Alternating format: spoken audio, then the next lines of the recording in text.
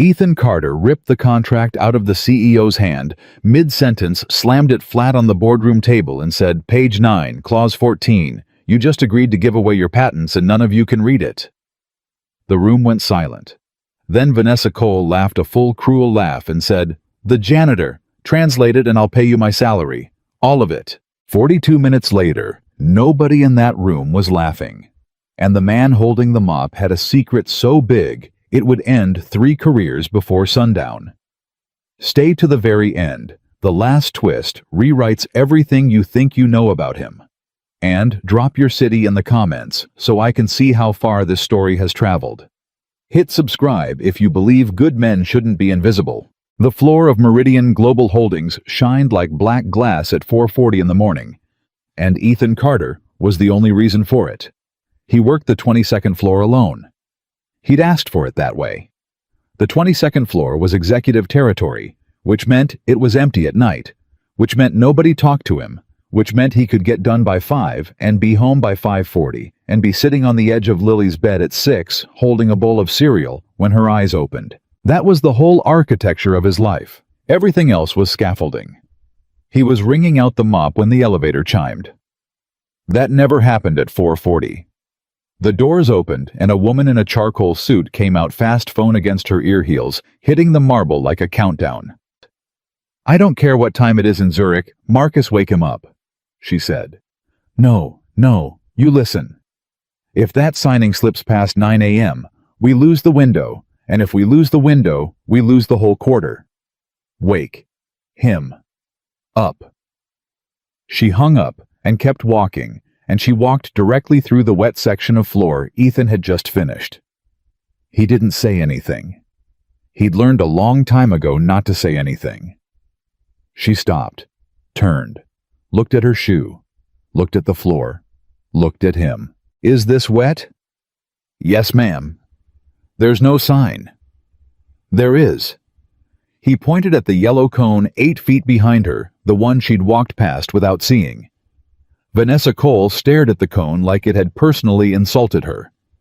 Then she looked back at Ethan, and he watched her eyes do the thing he'd seen 1,000 times. The quick scan, the gray uniform, the cart, the name patch, and then the little click behind her face, where she filed him under furniture and moved on. "Get it dry before 6, she said. "We have people coming." "Yes, ma'am." She was already walking.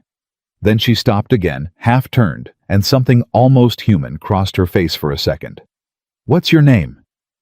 He glanced down at the patch stitched over his heart, then back up. "It's right here, ma'am." She squinted. "Ethan?" "Yes, ma'am." "Don't let anybody slip, Ethan. Today is not the day." "No, ma'am." She was gone. He got the floor dry by 5:15. He did not go home. The reason he didn't go home was a text message from Ray Dominguez, in facilities boss wants all hands. Big meeting, double time. You in double time. Ethan looked at that word for 11 seconds.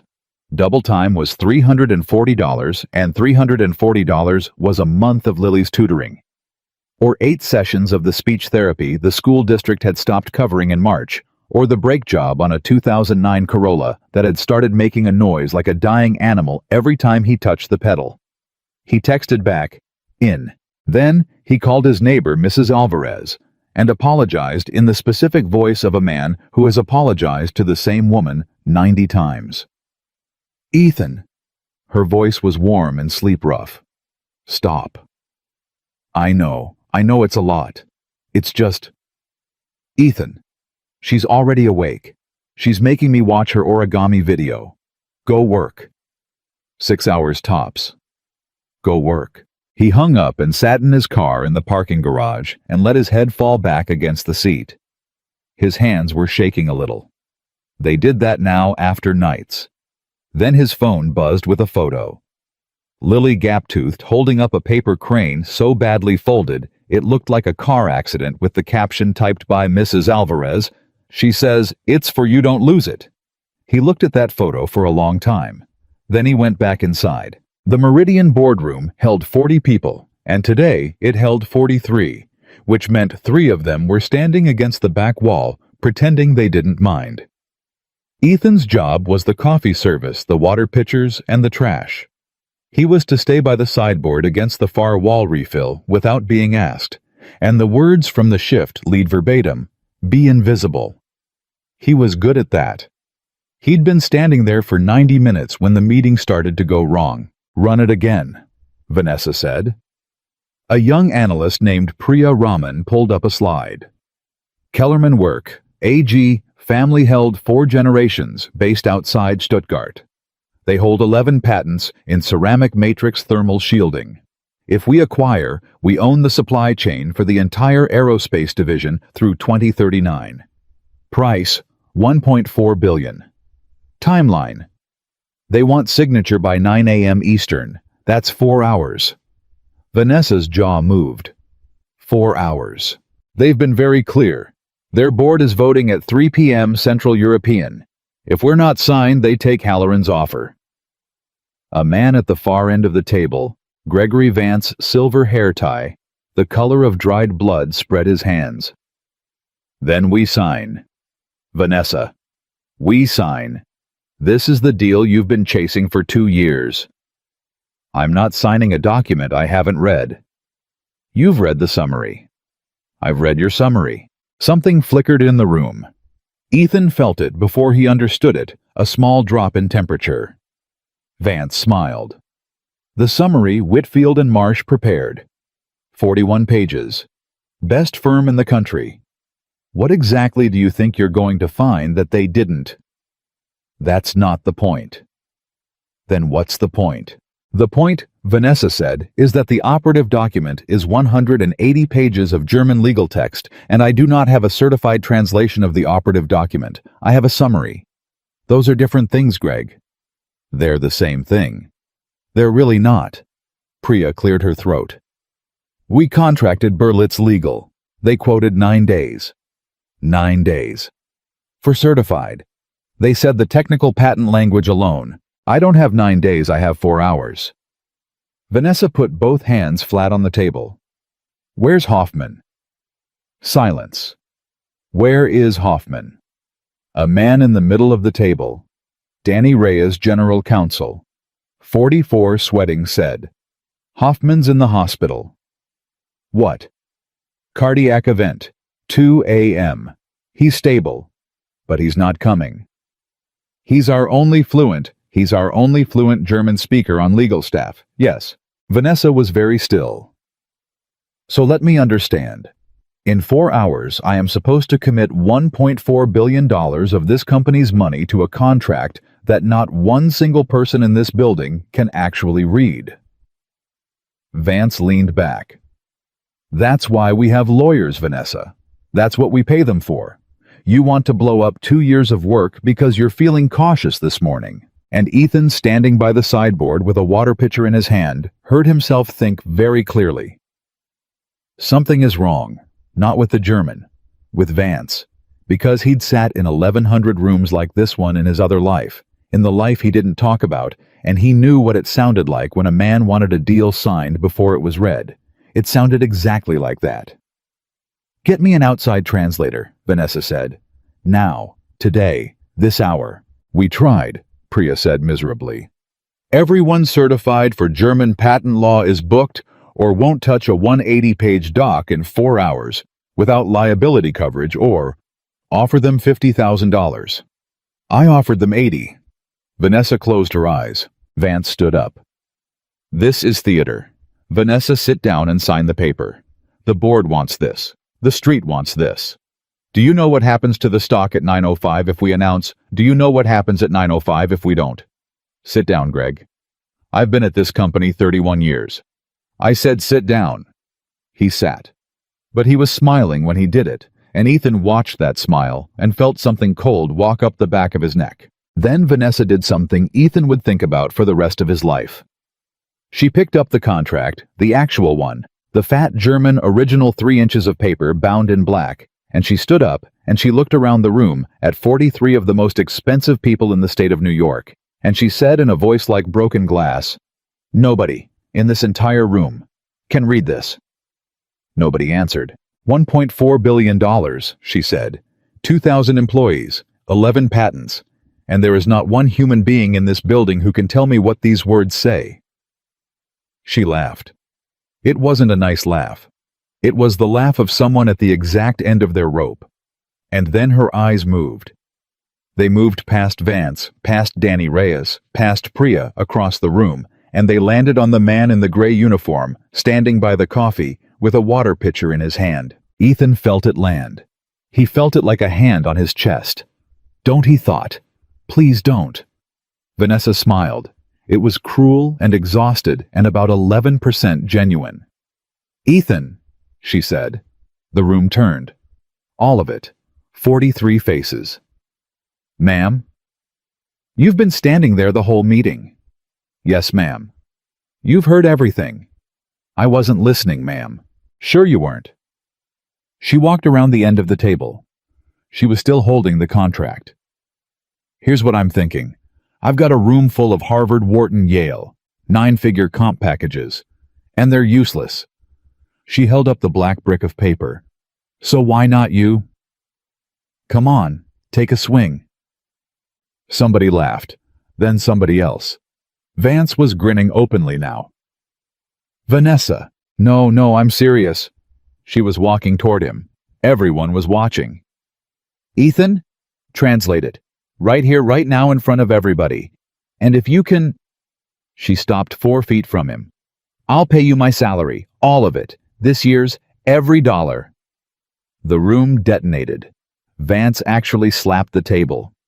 Priya put a hand over her mouth. Somebody in the back said, "Oh my God," delighted. And Ethan Carter stood there with a water pitcher in his hand, and he thought about Lily's crane folded so badly it looked like a car accident sitting on the dashboard of a car with brakes that screamed. Vanessa's salary. He knew the number.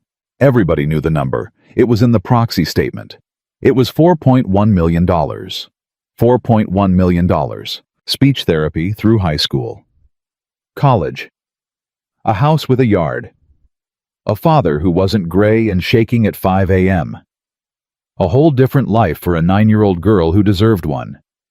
He set the pitcher down. The laughter thinned out a little. "Ma'am," he said, "may I ask you a question?" Vanessa blinked. "Sure." "Do you mean it?" The laughter stopped completely. "Excuse me, you said you'd pay me your salary. I'm asking if you mean it, because I want to be clear about what we're agreeing to before I touch that document." Nobody in that room had ever heard a janitor say the words "before I touch that document." Vance's grin faltered for the first time. Vanessa stared at him. Something in her face changed, a small recalibration, the first crack in the file folder marked furniture. "I mean it," she said slowly. "Why? Do you speak German?" Ethan didn't answer that. Instead he said, "You've been going about it wrong. I'm sorry. Your problem isn't the German. You keep saying the problem is the German. It isn't. Then what is it? Your problem is that you're reading the summary from the same firm that structured the deal." He said it quietly, evenly, without heat. Whitfield and Marsh drafted the memo, and Whitfield and Marsh gets a success fee on close. Nobody in here has an independent read. That's not a language problem, ma'am. That's a conflict problem. The German is just where they hit it. The silence that followed had a texture to it. Danny Reyes said very carefully, "How do you know about the success fee?" "It's in the engagement letter. It was in the recycling on 22 on Tuesday. I shred confidential. I read the cover sheet to know what's confidential." Vance stood up so fast his chair hit the wall. "This is insane. Vanessa, this man is staff. He is going through our garbage." "Sit down, Greg." He just admitted. "I said sit down." Vance did not sit down, and Ethan noticed that. Ethan noticed that very much. Vanessa turned back to Ethan, and now she wasn't laughing at all. She was looking at him the way you look at a shape in the dark that just moved. "Take the contract," she said. "Ma'am, take it." He took it. The weight of it was familiar. That was the first thing. The particular density of 180 pages of double-weight legal stock. His hands knew it before his brain did, and for one terrible second, he was 31 years old in a conference room in Frankfurt with a full head of confidence and a wife who was still healthy and a future that hadn't been canceled yet. He put the contract on the sideboard. He opened it, and the German came off the page and into his head like water finding a crack. Kaufvertrag über Geschäftsanteile. Share, purchase agreement. Preamble. Recitals. Parties. He didn't read it the way you read. He read it the way he used to, backwards from the definitions, because the definitions are where they bury the bodies. 40 seconds. That's how long it took. Ethan looked up. Ma'am? That was fast. I'm not done. I'm 40 seconds in. He turned the book around and put his finger on a line on page 4. But you need to see this before I go any further. Vanessa came over. So did Danny Reyes. So after a moment, did Priya. Vance stayed where he was. Page 4, Ethan said. Definitions. Section 1.1 subsection 9. Übernommene Verbindlichkeiten, assumed liabilities. Okay. Read your summary. Page 6. What does it say? Assumed liabilities means. Priya was already flipping. It says, buyer assumes trade payables and ordinary course operating obligations of the target as of closing. That's the summary. Yes. Read what the actual contract says. I can't. It's in German. I know, Ethan said.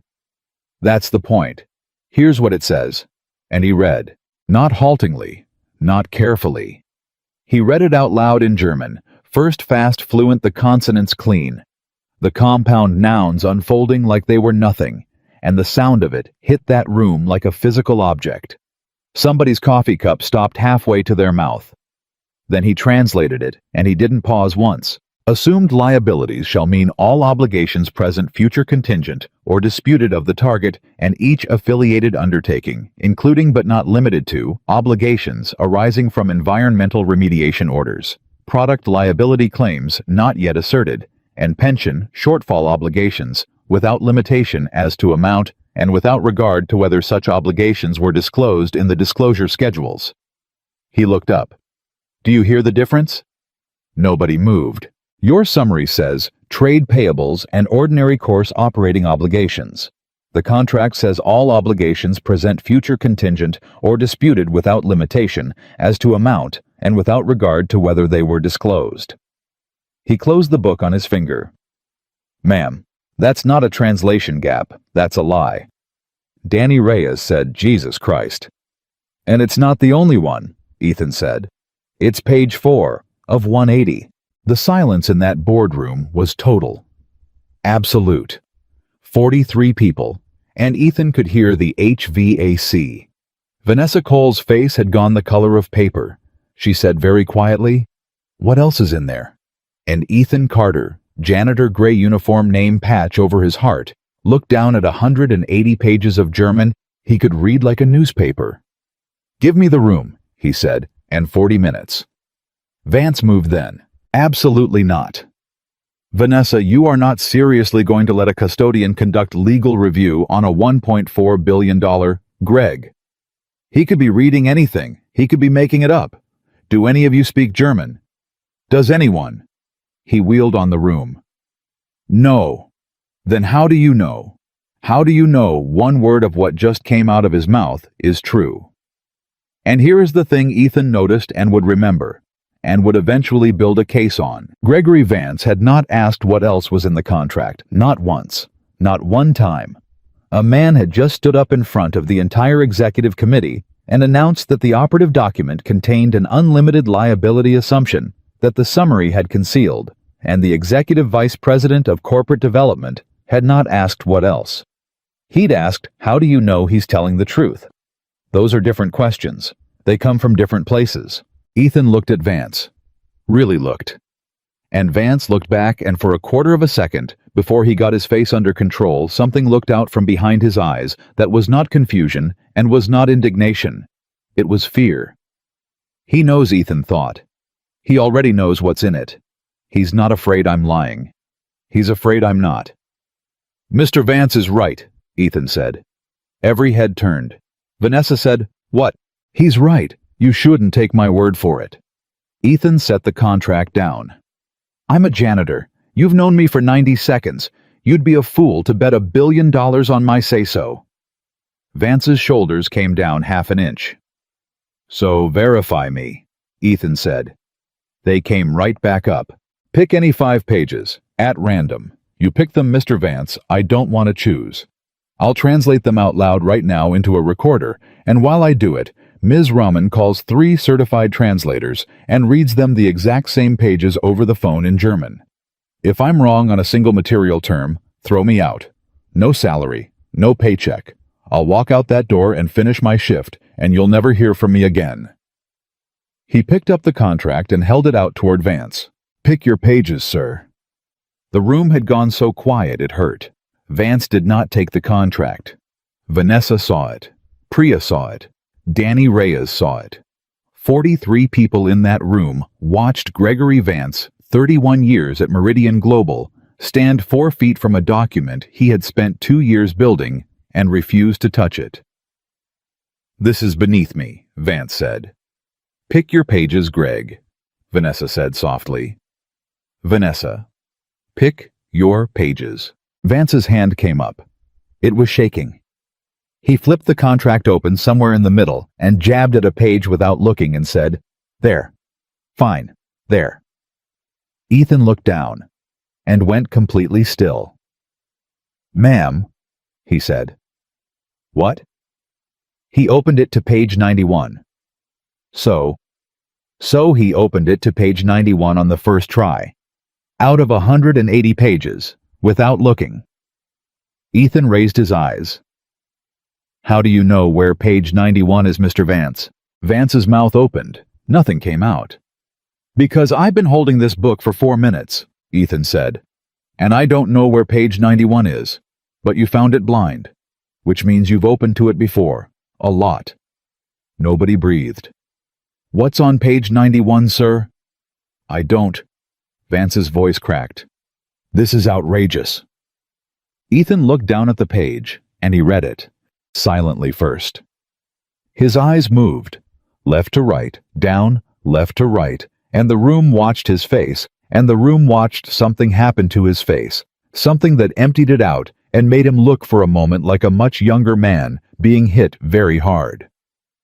"Ethan," Vanessa said, "what is it?" He didn't answer. "Ethan, what is it?"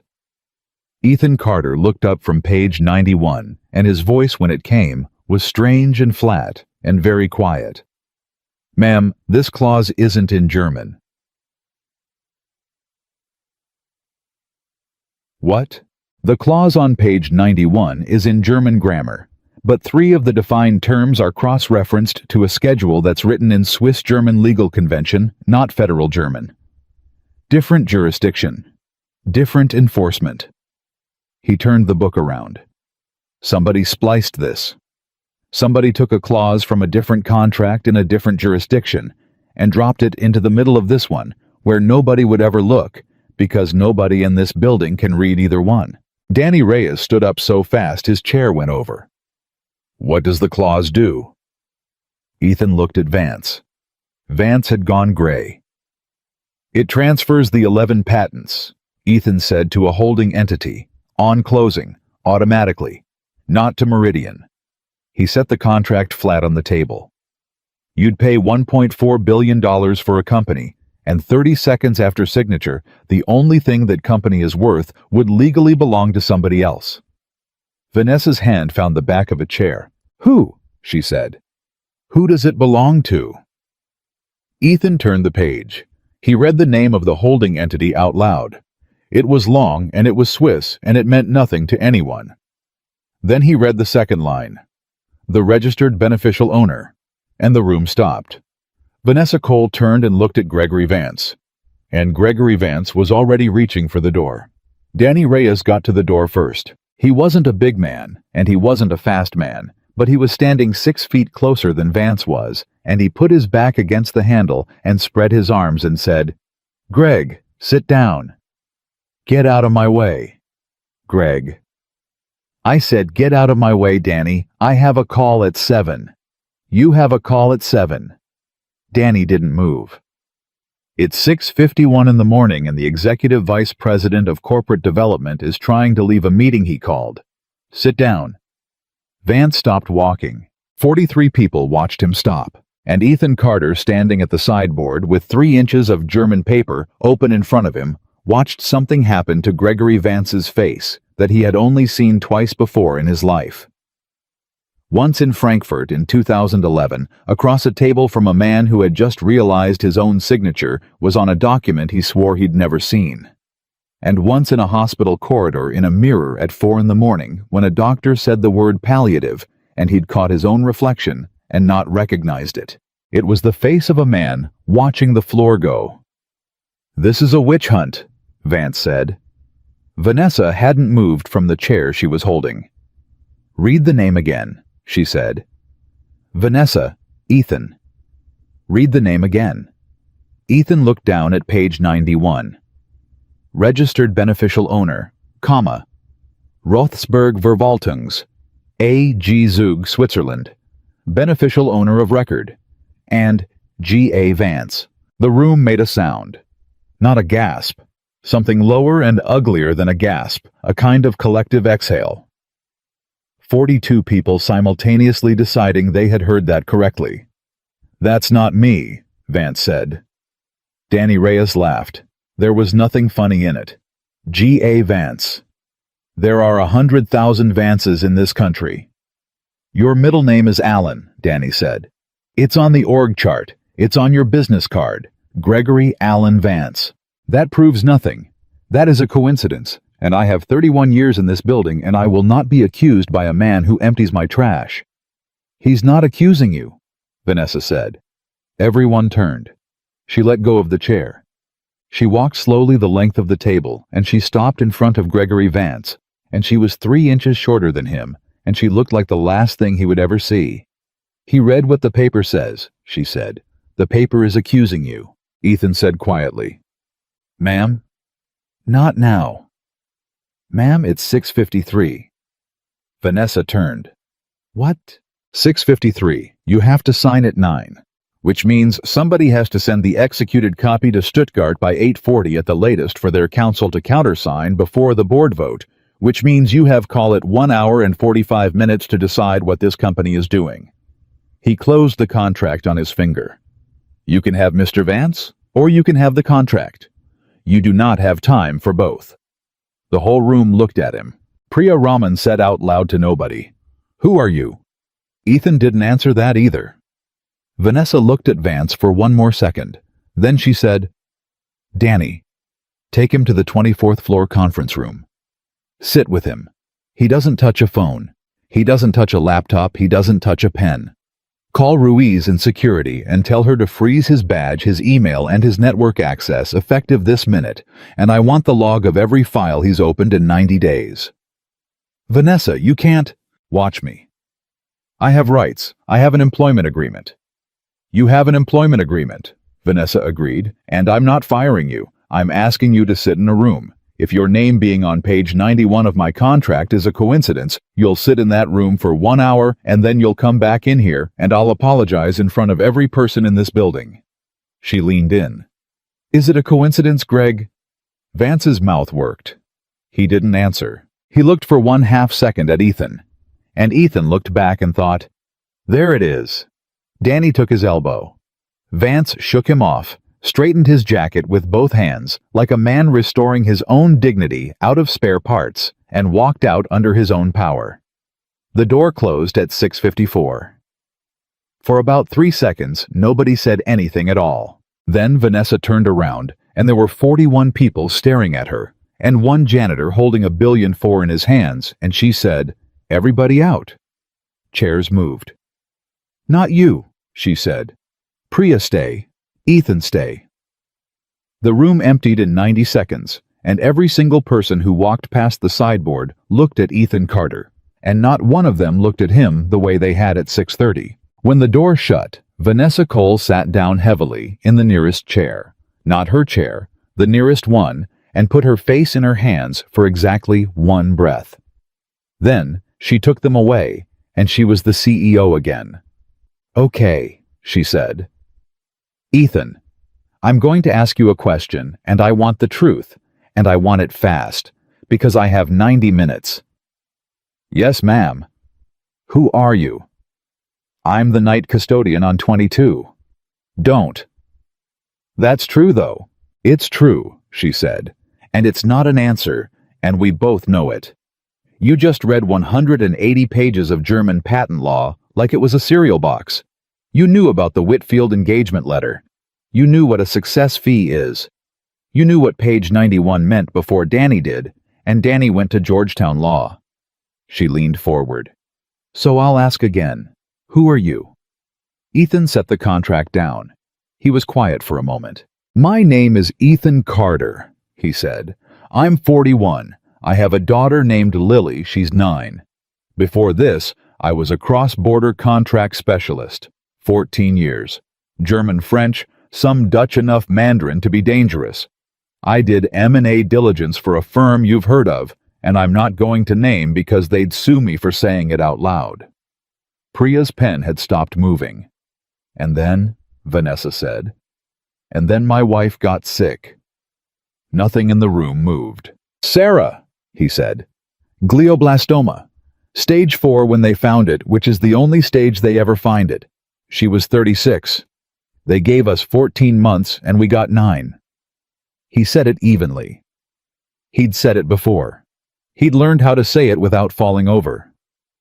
And in those 9 months, I flew to Frankfurt twice, and I missed a scan for one of them, and I got to a room in Munich, and my phone rang, and it was Sarah's mother saying come home, and I sat in that hotel room in a suit, and I could not stop shaking. Ethan. So I came home, and I didn't go back. Vanessa was very still. I want to be clear, Ethan said. Nobody fired me. Nobody wronged me. I quit. I quit on purpose, and I'd do it again tomorrow because I got 4 more months with her, and I was there at the end, and my daughter had her father in the house every single day of the worst year of her life. He picked the picture back up off the sideboard, then set it down again because his hands wanted something to do. And then the insurance ran out, and then the savings ran out, and then the house went, and I came out the other side 40 years old with a 9-year-old and a 2-year gap on my resume, and a field that assumes if you're not billing, you're dead. You could have gone back. I applied to 106 firms. He said the number without emphasis. In 11 months. I know it's 106 because I kept the spreadsheet. 14 interviews, 3 second rounds, 0 offers. You know what they all asked? Same question. Walk me through the gap. He almost smiled. And I'd tell them. And I'd watch their face do the thing. And they'd say, we'll be in touch. Priya said softly, that's illegal. It's not illegal to not hire somebody, Ms. Raymond. It's just quiet. Vanessa said, so you took a mop. I took a job that pays every Friday that starts at 10 p.m. so I can be at her school at 3 and that nobody asks me about the gap for. He shrugged. It's honest work. I'm good at it. Your floors are clean. Ethan, it's not a tragedy, ma'am. He said it firmly, and he meant it, and that was somehow worse than if he'd cried. Don't make it one. I chose it. Every part of it. The only thing I regret is that Lily thinks that's all I ever was. Vanessa Cole looked at him for a long moment. Then she said, it's 6:58. Yes, ma'am. Can you read the rest of it? Yes. How long? Give me 40 minutes and a legal pad. You'll have both. She stood. Priya, get him a pad, get him a recorder, get him coffee, and get me every certified German legal translator in North America on standby. I don't care what they cost. I don't care if you have to wake up their mothers. We are verifying every word he says. Nothing personal, Ethan. It shouldn't be, Ethan said. You'd be an idiot to do it any other way. Vanessa stopped at the door. You know what's funny? She said. 90 minutes ago, you were furniture. I'm aware, ma'am. I walked through your wet floor, and I asked you your name, and you told me to read your shirt. You did, and I did. She looked at him. Read the contract, Ethan, she said, and she left. He started at 7:02. He didn't sit. Sitting made him slow.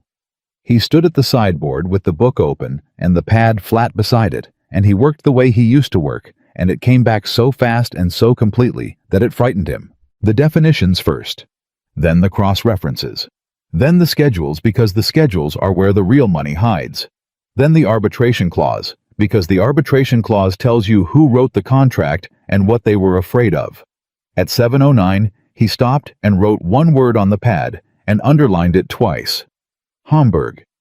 At 7:14, he stopped again and wrote a number and then stared at it for a while and then wrote a question mark next to it and then crossed out the question mark. At 7:21, Priya came back in with coffee and stopped in the doorway because Ethan Carter was standing at that sideboard, talking out loud in German, fast and low, to nobody. One finger tracking down a page, and then he switched mid-sentence, without a pause, without a breath, into English, into a phrase like joint and several liability for undisclosed environmental remediation, and then back into German, and Priya set the coffee down very carefully and did not say a word. At 7:26, Danny Reyes came in and shut the door and said, "Vance won't talk." Ethan didn't look up. "He will. He's asked for counsel." "Of course he has." Ruiz pulled his file access. Danny sat down. 90 days. 211 documents. 209 of them are Kellerman. Now Ethan looked up. "What are the other two?" Danny hesitated. "That's the thing," he said. "The other two are your building's after-hours access logs." The pen stopped. "Say that again." "Custodial access logs, 22nd floor. He pulled them twice. Once in April." Danny's throat moved. "Once last Thursday." Ethan set the pen down. "He was watching who cleans his floor," he said. "Yeah." "Why?" "I was hoping you'd tell me." Ethan looked at the contract, then at the wall, then at nothing. "Because I shred his documents," he said slowly. "Because for 2 years the only person who has physically handled every draft of this deal after hours is me. And he knew that, and he checked, twice." He looked at Danny. "He wasn't afraid I'd read it. He was making sure I couldn't." Danny went the color of the tablecloth. "He picked the night custodian on purpose," Ethan said. "He picked the 22nd floor on purpose. He picked a guy in a gray shirt because a guy in a gray shirt can carry $1 billion of paper through a lobby at 3 a.m., and nobody in the world will ever ask him what's in the cart." "Ethan?" "I've been the delivery system," Ethan said, "for 2 years, and I didn't know it." At 7:31, he picked the pen back up and his hand was steady, and Danny Reyes noticed that it was steady and thought about it for a long time afterward. Vanessa came back at 7:40 with 3 translators on speaker and a face like a fist. "Talk to me." "I'm at page 131. "That's not possible." "I'm skipping the boilerplate. Boilerplate is boilerplate in every language." He turned the pad around. "You want it clean or fast?" "Fast." "Then here's fast." He put his finger on the first line. "There are 9 traps, not 1, 9. And they're not sloppy, ma'am. They're good. Whoever built this is better than anyone in your legal department, and I mean that with respect to Mr. Reyes, who is sitting right there." "None taken," Danny said hollowly. "Number 1, page 4. Assumed liabilities unlimited, undisclosed included. You've seen that one. Best estimate on the pension shortfall alone is $190 million, and that's before you touch the environmental." Vanessa's jaw set. "Environmental. Page 31. There's a plant in Hamburg. It's not in your summary at all, ma'am. Not one word. It's on Schedule 4.2 as an affiliated undertaking.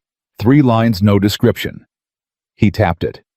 "It's a ceramics plant, which means kilns, which means it's been running heavy metals into a watershed since 1974, and there's a remediation order pending from the Umweltbundesamt that this contract makes you assume in full, retroactive to first operation." Priya's voice came out thin. "How much?" "I don't know. Nobody knows. That's the point of retroactive." He wrote a number and turned it around. "But my ballpark, based on 3 comparable Rhineland remediations I worked in 2013 and 2016, is between $400 and $700 million over 11 years. Vanessa did not react. That was the frightening part. She just looked at the number. One of the translators on speaker said in a thick Bremen accent, excuse me, Could you say again the Umweltbundesamt reference the section? Page 31, section 4.2, schedule reference, lowercase c. Papers rustled on the line. 20 seconds of silence. Then the translator said something in German. It was 2 words. It was not a legal term. Vanessa said, "What did he just say?" Ethan said, "He said an unkind thing about the person who drafted this." "Is he right?" "He's understating it, ma'am." At 7:44, Vanessa said, "Keep going." Number 3.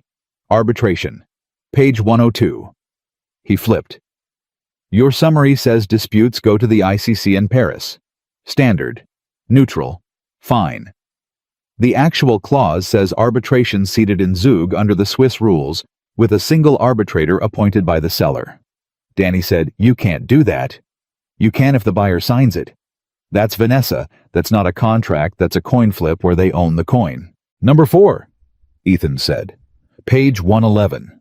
There's a Wettbewerbsverbot. Non-compete. It doesn't bind Kellerman. It binds Meridian. For 6 years in ceramic matrix thermal shielding in the EU, the UK, and Japan. Vanessa's head came up. Say that again. You're buying a company, Ethan said, and the contract says that after you buy it, you can't compete in the market you bought it to enter. That's insane. That's page 111. That's insane, ma'am. Ethan's voice didn't rise. It's not insane. It's elegant. Look at what it does. If the patents transfer out to Rothsberg on closing, and they do, that's page 91, then Meridian owns a ceramics company with no ceramics. IP and unlimited liability tail, a poisoned watershed in Hamburg, and a legal prohibition on entering the business. You wouldn't just lose the money. He set the pen down. You'd lose the ability to try again, for 6 years, which is exactly how long it takes for someone else to own that market permanently. The room was silent. Who? Vanessa said. Who owns Rothsberg? You know who owns Rothsberg. Who else? Ethan looked at her. I've been asking myself that for 40 minutes, he said, because Greg Vance is a smart man, but he is not this smart, and he does not have $1.4 billion of leverage, and he did not write this in German. He turned to page 91. Somebody built him a house. He just carried the paper. At 7:49, Priya said, Halloran.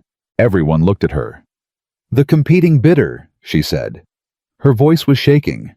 The one Kellerman's board takes if we don't sign at 9. Halloran Industrial. They've been on this deal for 18 months, and they've never once raised their offer. Not once. They're 11% under us, and they've never moved. Vanessa said slowly. Because they don't need to win the auction. Because they don't need to win the auction? Priya said. They need us to win it. They need us to buy the company, eat the liabilities, sign the non-compete, and hand the patents to Rothsberg. She looked up white-faced. And then they buy Rothsberg. Nobody said anything. Ms. Raymond, Ethan said. How old are you? 26. You're going to be very good at this. At 7:52, Vanessa Cole picked up the phone and called Kellerman's counsel in Stuttgart and got voicemail. At 7:53, she called again and got voicemail. At 7:54, she put the phone down and said, They're not going to answer. They're going to run the clock to 9. Yes, Ethan said. So what do I do? And Ethan Carter, janitor, said the thing that changed the direction of the entire day. You don't kill the deal, he said. Vanessa's head snapped up. What? Don't kill it. Ethan, it's poison. The contract is poison. The company is worth every dollar you offered. He put both hands flat on the book. Ma'am, listen to me because you have 66 minutes and you're about to do the emotional thing. Kellerman Work is a real company. 4 generations. 11 real patents. The engineering is real. What's rotten isn't Kellerman. It's this document and the people who wrote it. And I do not believe for 1 second that a 4th-generation family board in Stuttgart knows what's on page 91. Danny Reyes said, You think they're being played too? I think somebody walked into a family company and offered to handle the American paperwork, Ethan said. And I think they said Danke schön. Vanessa stared at him. So, what do I do? She said again, and this time it wasn't rhetorical. This time the CEO of a company with a $14 billion market cap was asking the night custodian what to do, and everyone in that room heard it, and nobody laughed. You call them, Ethan said. Not their counsel. Them. The family. And you read them page 91. He looked up. In German. I don't speak German. No, ma'am, Ethan said. You don't. The silence stretched. Then Vanessa Cole said, Get me Klaus Kellerman on a line in 4 minutes.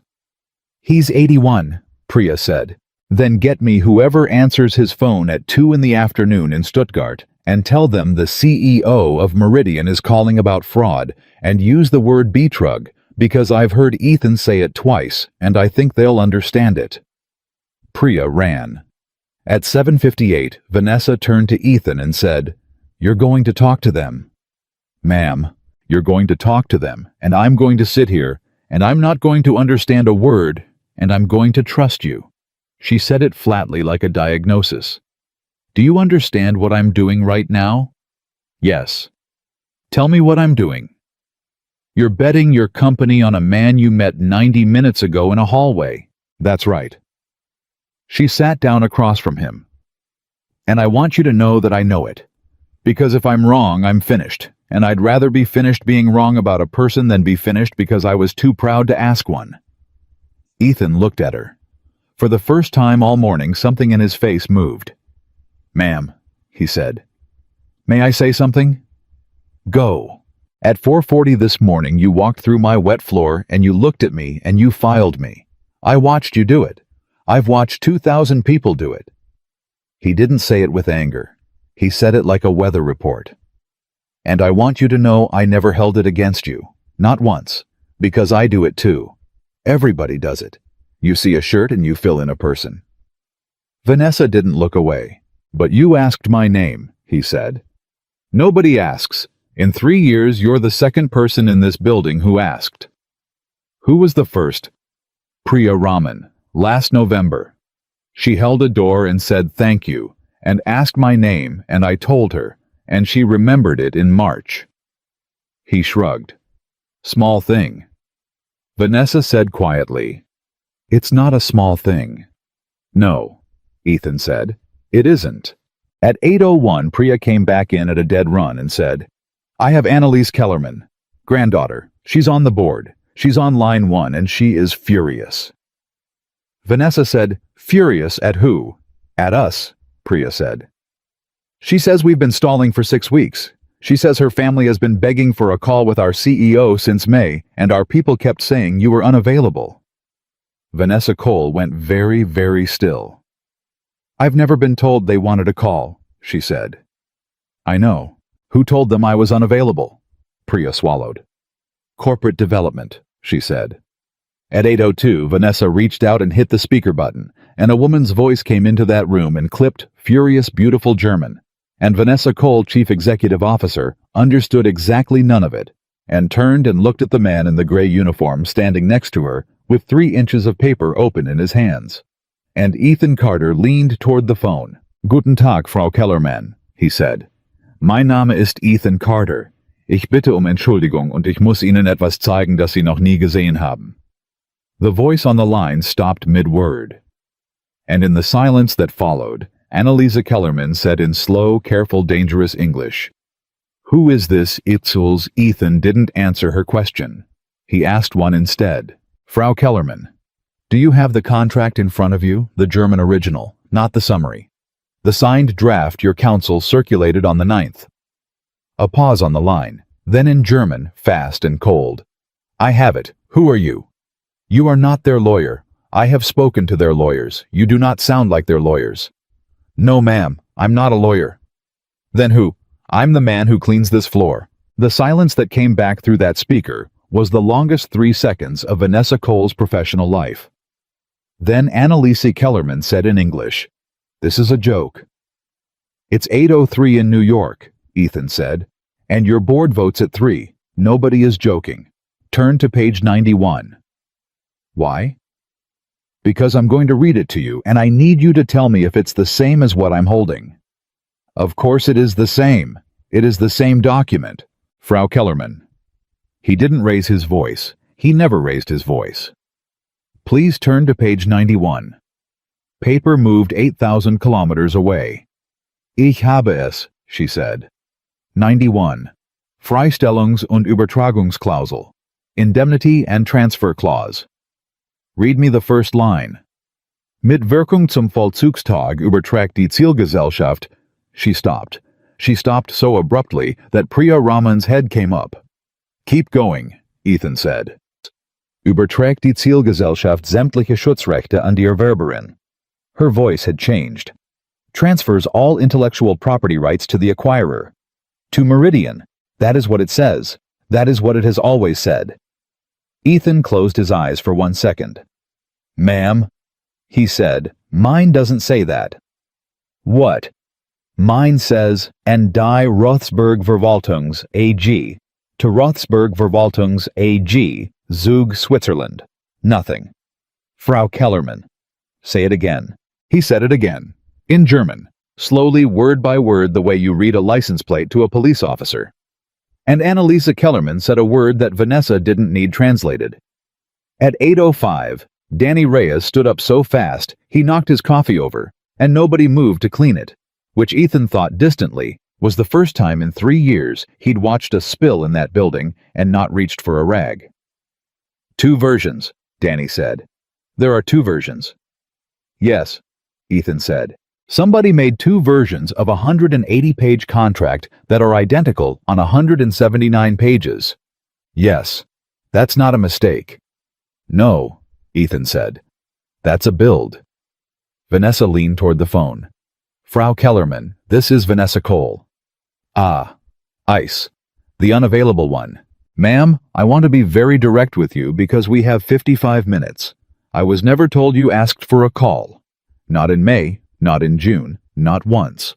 I'm hearing it for the first time this morning at 8 o'clock in a room with a man I met at 4:40, who's been mopping my floor for 3 years. Silence. I know how that sounds, Vanessa said. It sounds, Annalisa said slowly, like something my grandfather said to me in April.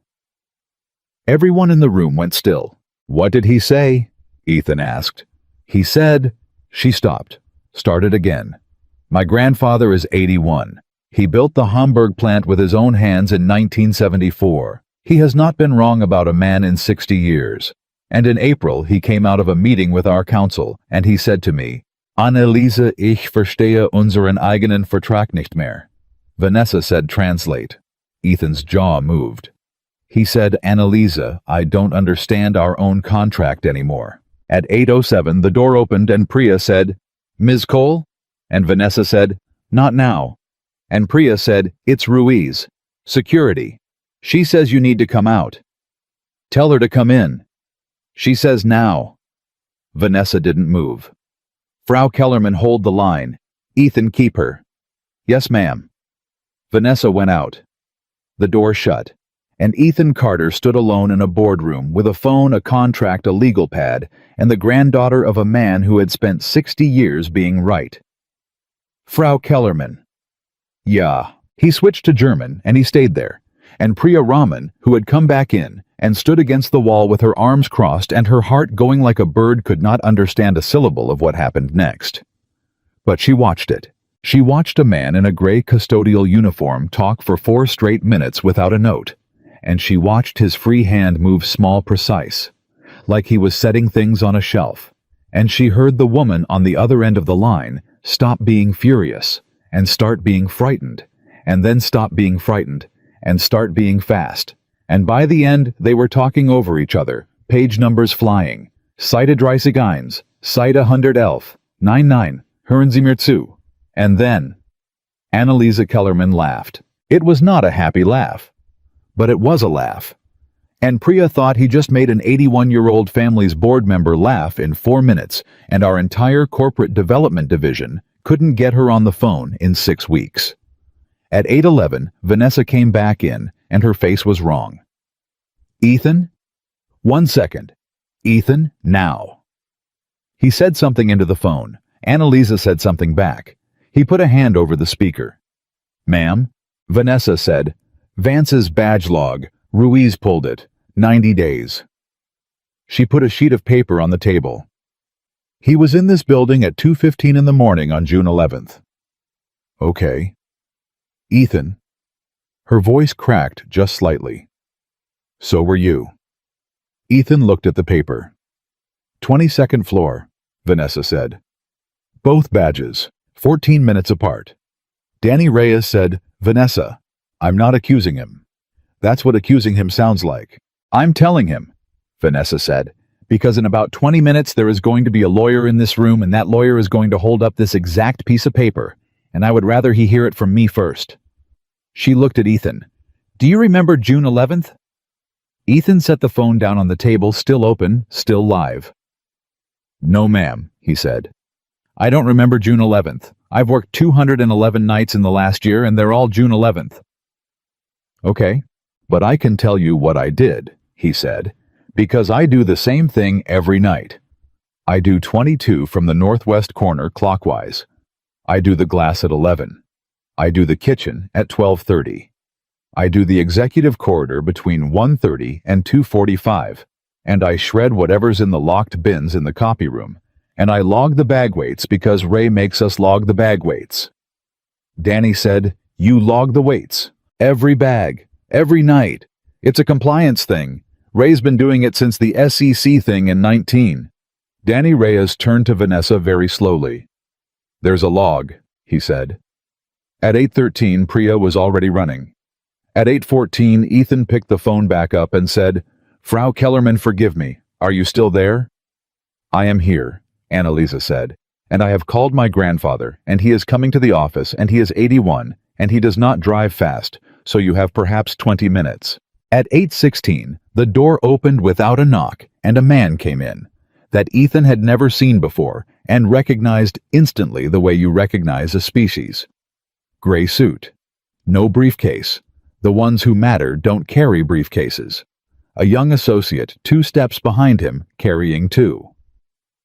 "Vanessa," the man said warmly, "what in God's name is happening in my deal?" Vanessa didn't stand. "Marcus?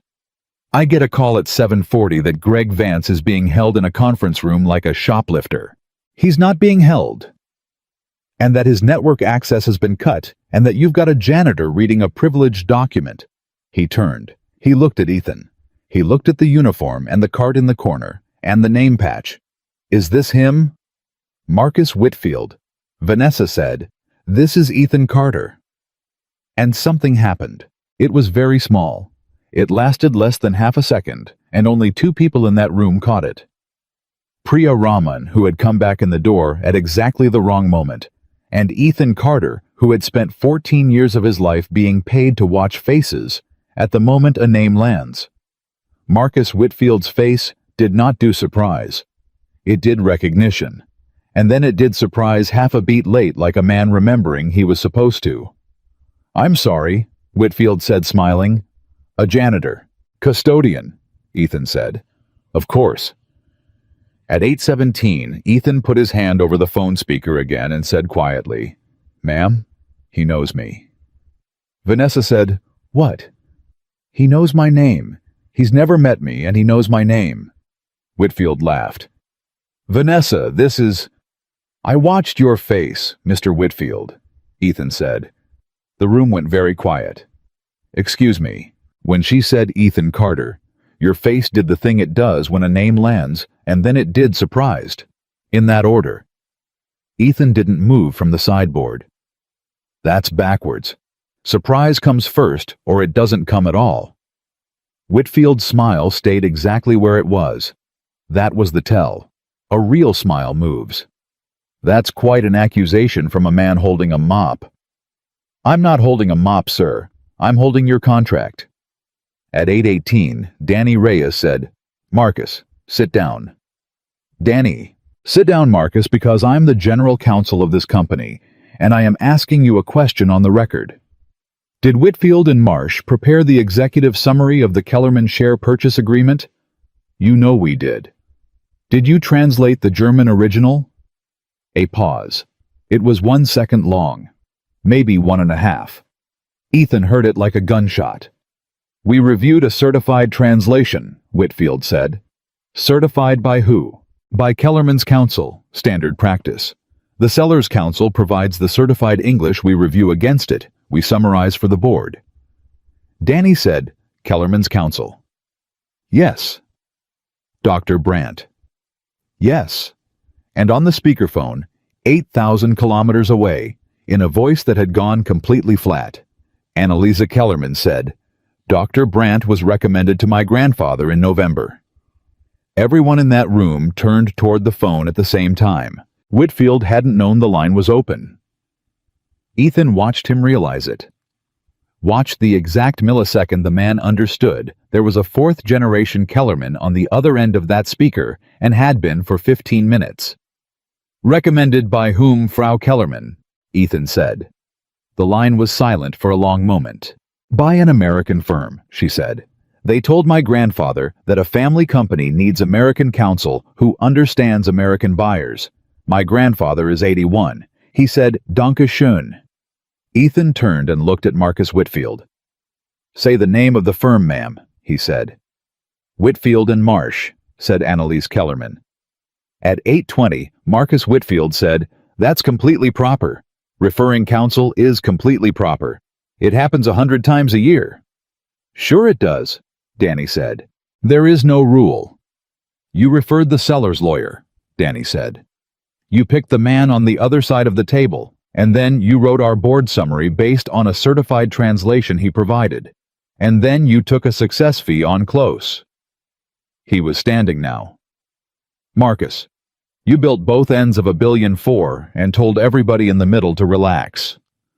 That is slander. It's arithmetic, Ethan said. At 8:22, Whitfield's associate opened one of the briefcases. Ms. Cole, Whitfield said, and his voice had changed. It was pleasant now. It was so pleasant. I want to help you. I do. So let me help you, and let me point out something everyone in this room has somehow overlooked. He put a single sheet on the table. This is Mr. Carter's employment record. Custodial services contracted through Beacon Facility Group. Executed background check 3 years ago. He tapped it. Section 11. Employee affirms no prior employment in a professional, legal, or advisory capacity with any entity holding a business relationship with the client. He looked up. He lied on the form, Vanessa. Nobody said anything. He signed a document, Whitfield said, swearing he'd never worked in a professional or advisory capacity for a firm connected to Meridian. And Meridian was a client of the firm where he spent 14 years. So, he spread his hands. Your entire fraud theory rests on the word of a man who committed fraud to get in the building. At 8:23, Ethan Carter said, That's true. Vanessa said, Ethan. It's true, ma'am. I lied on the form. Don't say another word. No, she should hear it. He set the contract down. You want to know why I lied? Section 11 isn't a background check. Section 11 is how a facilities contractor makes sure nobody who used to be somebody ends up in a gray shirt where an executive might have to look at them and feel something. He looked at Whitfield. It's not there to protect the client, sir. It's there to protect the client's comfort. That's a lovely speech. I checked the box because if I'd checked it honest, I don't get hired. And if I don't get hired, my daughter doesn't get speech therapy. He said it evenly. So yes, I lied. Fire me at noon. But at 8:23 in the morning, page 91 still says Rothsburg, and it will still say Rothsburg after you fire me. And Mr. Whitfield knows it, which is why he's talking about a form instead of a page. Priya said out loud, Oh my God. At 8:24, Vanessa Cole said, Marcus, read me page 91. Whitfield blinked. I'm sorry. Page 91. It's right there. She pushed the contract across the table. You're the best lawyer in New York. Your firm structured this. Read it to me. Vanessa, I don't read German. You don't read German. Almost nobody reads. You wrote a 41-page summary, Vanessa said, of a document you cannot read. You charged me $2.3 million to summarize a book you cannot read, and you sat in my boardroom for 6 weeks and let me believe you had. We reviewed the certified, provided by a lawyer you picked. She stood. Get out. Vanessa. Get out of my building, Marcus. At 8:25, Marcus Whitfield picked up the sheet of paper with Ethan's name on it, and folded it and put it in his inside pocket and smiled. You'll want to think about this, he said. Very carefully. The board approved the retention. The board approved the timeline. If this deal dies at 9 a.m., the story isn't fraud, Vanessa. The story is that the CEO of Meridian blew up her own 2-year deal 90 minutes before signing because a janitor told her to. He buttoned his jacket. I'd hate for that to be the story, but it will be, because it's the true one. He walked to the door. Then he stopped and turned around, and he looked directly at Ethan for the first time since he'd walked in. By the way, he said, how is your daughter, Mr. Carter? Every single person in that room heard it. Ethan didn't move. Lily, Whitfield said. 9 isn't she, PS 141, I believe. 3rd grade. He smiled with enormous warmth. Sweet age. At 8:26, Danny Reyes said in a voice nobody had ever heard from him, Get out. Whitfield got out. The door closed, and for 4 seconds, nobody in that boardroom said anything at all. Then, Ethan Carter picked up the contract and turned to page 131 and said, Ma'am, we have 34 minutes and there are 4 traps left. Vanessa said, Ethan? Page 131. Ethan. Ma'am, I heard him. His voice didn't shake. His voice was so steady it frightened her. I heard every word, and here's the thing about a man who threatens your kid at 8:25 in the morning. He turned a page. He's out of paper. Priya said softly, What? He came in here to kill this with a form. The form didn't work, so he reached for my daughter in a room with 14 witnesses on a recorded line. Ethan looked up. Ms. Raymond, is that phone still open to Stuttgart? Priya's eyes went wide. It's still open, she whispered. Frau Kellerman, Ethan said. Did you hear that? There was a pause. I heard it, said Annalisa Kellerman. Would you say what you heard out loud, for the record? I heard an American lawyer, she said slowly, name a child's school. At 8:28, Danny Reyes sat down and put both hands over his face and said into his palms, He just did it on a live international line to the counterparty's board member. Yes, Ethan said. He didn't know. No. Because he thought... Danny lowered his hands. He thought there was nobody in the room worth being careful in front of. Yes, Ethan said. He did. At 8:29, Priya came back at a run with a green binder. Bag weights, she said. Raise log, 3 years. June 11th, Ethan said. She flipped. Her finger stopped. June 11th, 2:31, a.m. 22nd floor, locked bin shred bag weight. She looked up. 9/10 of a pound. Danny said, Is that a lot? It's about 200 sheets, Ethan said. Is that unusual? Ethan. Priya's voice had gone strange. Ethan, look at the column. He looked and went absolutely still. What? Vanessa said. What? There's a second entry, Ethan said. Same night, 2:44 a.m. So I logged out of the 22nd floor at 2:41. He put his finger on the line. I was in the elevator at 2:44. I was on 21 at 2:45 and there's a badge swipe to prove it. Danny stood up. Then who? Somebody logged a bag on my floor 3 minutes after I left it, Ethan said. Under my name, in my handwriting box. He looked up. Except it isn't my handwriting. At 8:31, the room made a sound like a held breath letting go. Wait, Danny said. 4.2 pounds. What's 4.2 pounds? Ethan did the math out loud flatly, the way he'd done 1,000 times in 1,000 rooms. About 900 sheets, he said, which is 5 copies of a 180-page contract. Vanessa Cole sat down. He shredded the real one, she said. He shredded 4 real ones, Ethan said, and left one in the vault, and put my name on the bag. Why? Because if this ever came apart, Ethan said, and somebody went looking for who destroyed the original German drafts at 2 in the morning, they'd find the night janitor's name on the log. Not his. He set the pen down very carefully. I wasn't the accident, ma'am. I was the plan. I was the guy they built the story on. 3 years of a gray shirt and a badge and a shred log sitting there waiting to be the reason. Priya said, Ethan, that's why he checked the access logs in April, Ethan said. He wasn't making sure I couldn't read it.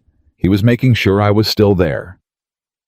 At 8:33, Vanessa Cole said the quietest thing anyone had ever heard her say. How long has he been planning this? Ethan looked at the green binder. Priya, he said. Go back 3 years. Look for the first anomaly, first bag weight that doesn't match a badge out. She flipped. It took her 90 seconds. She stopped. August, she said. 3 years ago. What date? Her hands were shaking. The 12th. Ethan Carter closed his eyes. What? Vanessa said. What is it? What is it, Ethan? August 12th. Ethan said, 3 years ago is my start date. At 8:35, nobody in that boardroom moved. He tested it, Danny whispered. On night 1, he tested whether he could put a bag on your log. Yes. He's been running this for 3 years. No, Ethan said, and now finally something moved in his voice. He's been waiting 3 years, building the record, because a fraud with a 3-year paper trail isn't a fraud, Mr. Reyes. It's a history. And you don't argue with history. You just read it. At 8:36, the speakerphone crackled, and an old man's voice came onto the line. It was thin, and it was slow, and it was in German, and it said one sentence. Vanessa said, Ethan. Ethan didn't answer for a second. He was listening. Ethan, what did he say? That's Klaus Kellerman, Ethan said quietly. He's 81. He built the Hamburg plant with his hands. What did he say? Ethan looked up, and his eyes were bright, and his voice, when it came, was not steady at all. He said, Junger Mann, lassen Sie mir bitte meinen Vertrag vor. Niemand hat es je getan. Which means, young man, Ethan said, please read me my contract. Nobody ever has.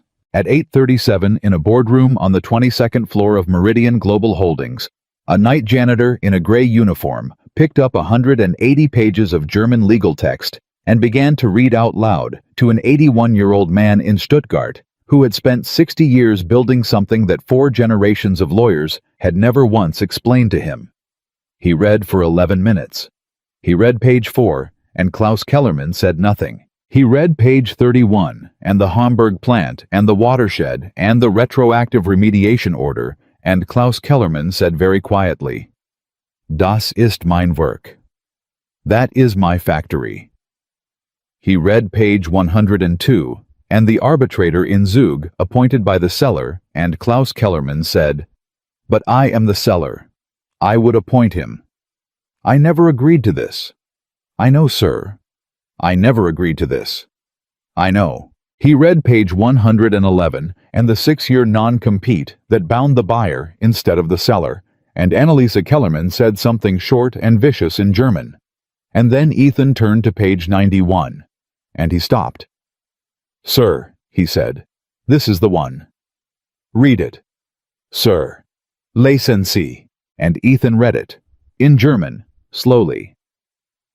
The transfer of 11 patents, 4 generations of patents, ceramic matrix thermal shielding the thing an old man had built in a factory with his own hands automatically on closing to a holding company in Zug, Switzerland, registered to a beneficial owner whose initials were G.A. Vance. When he finished, the line was silent for a long time. Then Klaus Kellerman said, Say the name again, on white on the edge of the sideboard. The old man talked for 40 seconds. Ethan didn't translate. He didn't move. And Priya Raman watched his face and thought later that she would remember it for the rest of her life the way something went through it, slow like a crack going through ice. Then Ethan Carter said in English, in a voice that had gone completely flat. He says Gregory Vance came to Stuttgart in 2019. Vanessa said, "That's 4 years before we opened this deal." Yes. We had no relationship with Kellerman in 2019. No, ma'am, we didn't. Then why was he there? Ethan turned and looked at her. He wasn't there for Meridian, he said. He was there for Halloran Industrial. He was on their payroll. He came to Stuttgart in 2019, and he sat in that old man's office, and he told him a story about American buyers. Ethan set the contract down. And then 10 months later, Gregory Allen Vance took a job at Meridian Global Holdings. Nobody breathed. "Ma'am," Ethan said, "he didn't corrupt this deal." Then what did he do? He came here to build it. Ethan's voice was rising for the first time all morning. 6 years ago. He walked into your company 6 years ago with this contract already in his head. He spent 6 years getting promoted, 6 years getting the Kellerman file, 6 years putting his name on the org chart under yours, and every single thing he has done in this building since 2020. Every deal, every hire, every bagweight on my shred log has been in service of one page. Page 91. He looked around the room. He didn't infiltrate a deal. He infiltrated a company. Danny Reyes said in a voice like a man falling, "Vanessa, who hired Vance?"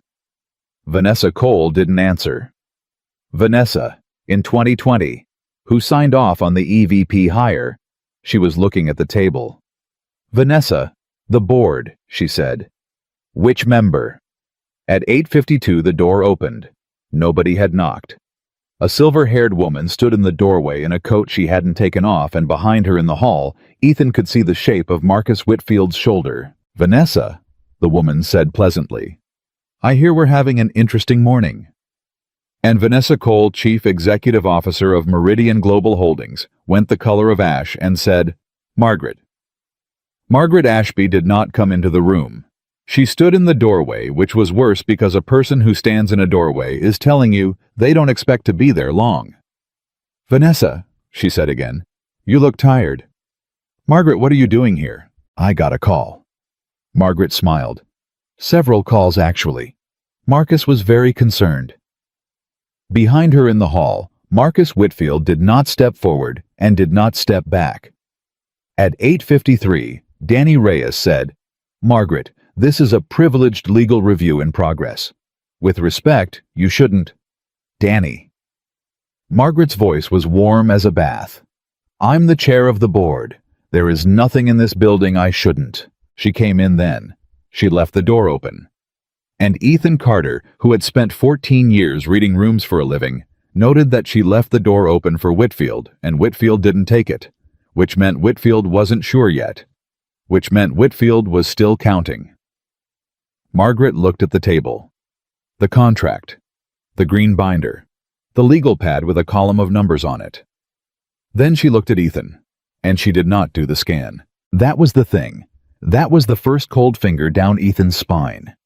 Every single person who had walked into that room in 5 hours had done the scan uniform, cart patch furniture, and Margaret Ashby's eyes went straight to his face and stopped there and stayed, and there was nothing in them at all. "Mr. Carter," she said. "Ma'am, I've heard a great deal about you this morning." "Yes, ma'am." 3 years on 22. She sat down unhurried in the chair Vance had used. 14 years before that at a firm we both know. A wife named Sarah, a daughter named Lily. She folded her hands. "You've had a hard run." Priya Raman felt her stomach drop out. "Ma'am," Ethan said, "I'm going to ask you the same thing I asked Mr. Whitfield." "Ask." "How do you know my name?" Margaret smiled. "Marcus told me in the elevator." "No, ma'am." The room stilled. "Mr. Whitfield knew my name before Miss Cole said it out loud at 8:16. Ethan said. "I watched him. And you knew about my wife, and my wife isn't on any form in this building because I didn't put her there. Section 11 doesn't ask about a wife." He set the pen down. "So somebody read something that isn't in my personnel file, and that takes time, and nobody's had time since 4:40 this morning. At 8:55, Margaret Ashby laughed. It was a genuine laugh. That was the horrifying part. It was warm and unforced, and it filled the room, and Vanessa Cole, who had known this woman for 11 years, who had been mentored by this woman, felt something in her chest turn over. "Oh, he's good," Margaret said. "Vanessa, he's very good. Where on earth did you find him?"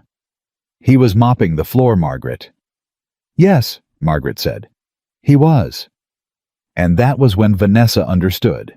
Not from an accusation, not from a document, from two words and the specific, unbearable satisfaction with which they were said. "You knew," Vanessa said. "Vanessa, you knew. Sit down, dear." "Don't you?" Vanessa's voice cracked, and she hauled it back. "Don't you, dear me. Margaret, did you know?" Margaret Ashby looked at her for a long moment.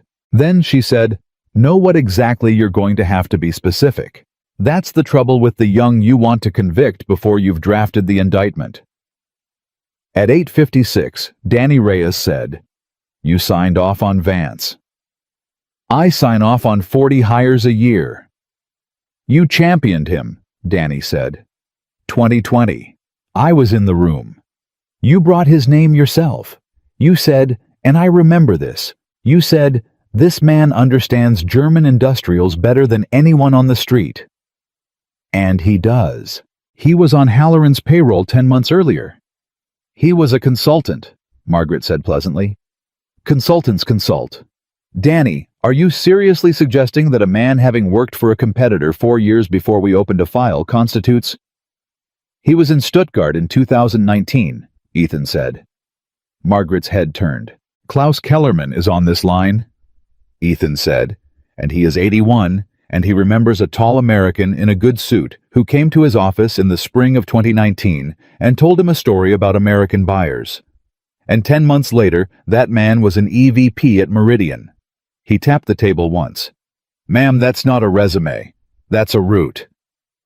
Margaret Ashby looked at the speakerphone for the first time, and Ethan watched her do the arithmetic. Watched her realize the line was open. Watched her decide in about a second and a half that it did not matter, and that decision told him more than anything she'd said. "Herr Kellerman," Margaret said, raising her voice slightly the way people do at old men. "Margaret Ashby, chair of the Meridian Board, I want you to know we take this extraordinarily seriously." Silence on the line. Then, Annalisa Kellerman's voice flat. "My grandfather asks who is speaking." "Margaret Ashby, we met in Davos in 2018. He says he has never met you." "I assure you." "He says Annalise said that he has met your lawyer." At 8:58, the room went so quiet, Ethan could hear the elevator move in the shaft. "Frau Kellerman?" Ethan said carefully. "Which lawyer?" "The tall one, in the hallway." "My grandfather is looking at a photograph on his desk. It is from the signing in Munich in 2019, the Rothsberg Corporation. There are 4 men in it." A pause. "Grandfather, Werister Dritta." The old voice said one word. Annalisa translated it before Ethan could. "Whitfield," she said. And in the hallway through the open door that Margaret Ashby had left open, everybody in that boardroom heard the distinct, unmistakable sound of a man walking away fast. At 8:59, Danny Reyes was out the door. "Danny?" Vanessa started. "Ruiz." Danny bellowed down the hall in a voice nobody had ever heard out of a general counsel in his life. "Ruiz lobby, now don't let him pass the turnstile." Margaret Ashby did not move. She sat with her hands folded and watched Vanessa Cole understand her life. "Margaret," Vanessa said, "it's 8:59. I'm aware of the time. I sign in 1 minute. You do. You want me to sign?" Margaret Ashby said gently, "Vanessa, I want you to stop." And there it was. "Look at yourself," Margaret said, and she leaned in, and her voice went soft and reasonable, and it was the most dangerous sound in the building. "Look at what you've done this morning. You have detained an EVP. You have thrown out the firm of record. You have opened a live line to the counterparty and let a contractor, an unvetted, uncleared contractor, who falsified his employment application, read privileged material to the other side of the table. Do you understand what you've done? You've waived privilege. On a live line. In front of witnesses. Vanessa's mouth opened. Every protection this company had. Margaret said you handed to Stuttgart at 8:02 this morning because a janitor pointed at a page. Nobody spoke. So here is what happens now, Margaret said, and she stood. You sign at 9. The deal closes. And then quietly over 90 days, we conduct a real review with real counsel. And if there are irregularities, we address them like adults through the appropriate channels, without a public immolation that takes 12% off this company's market cap before lunch. She smoothed her coat. Or you don't sign. And at 9:05, the story is that Vanessa Cole blew up 2 years and $1.4 billion on the word of a man with a mop and a lie on his hiring form. And I will have to call an emergency session, and I will have to explain to 11 people why our CEO's judgment failed under pressure. She smiled, and it was almost kind. I'd rather not. I like you. I've always liked you. Vanessa Cole did not move. Priya Raman said in a very small voice, Ms. Cole, quiet, Priya. But, Priya. At 9 o'clock, the phone on the table lit up and a chime went off somewhere and the number on the screen said Stuttgart. Vanessa stared at it, and Ethan Carter said, Ma'am. Not now. Ma'am, she's right. Vanessa's head snapped around. About the privilege, Ethan said. She's right. You waived it at 8:02. I was standing there. I did it. I opened that line, and I read your privileged document to the seller, and you can never ever put that back in the box. He held her eyes. She's not lying to you. That's what makes her good. Margaret Ashby said warmly, Thank you, Mr. Carter. She's just not telling you the rest, Ethan said. The warmth went out of Margaret's face like someone had pulled a plug. Ma'am, Ethan said to Vanessa, ask her why she wants you to sign a contract she says is under review.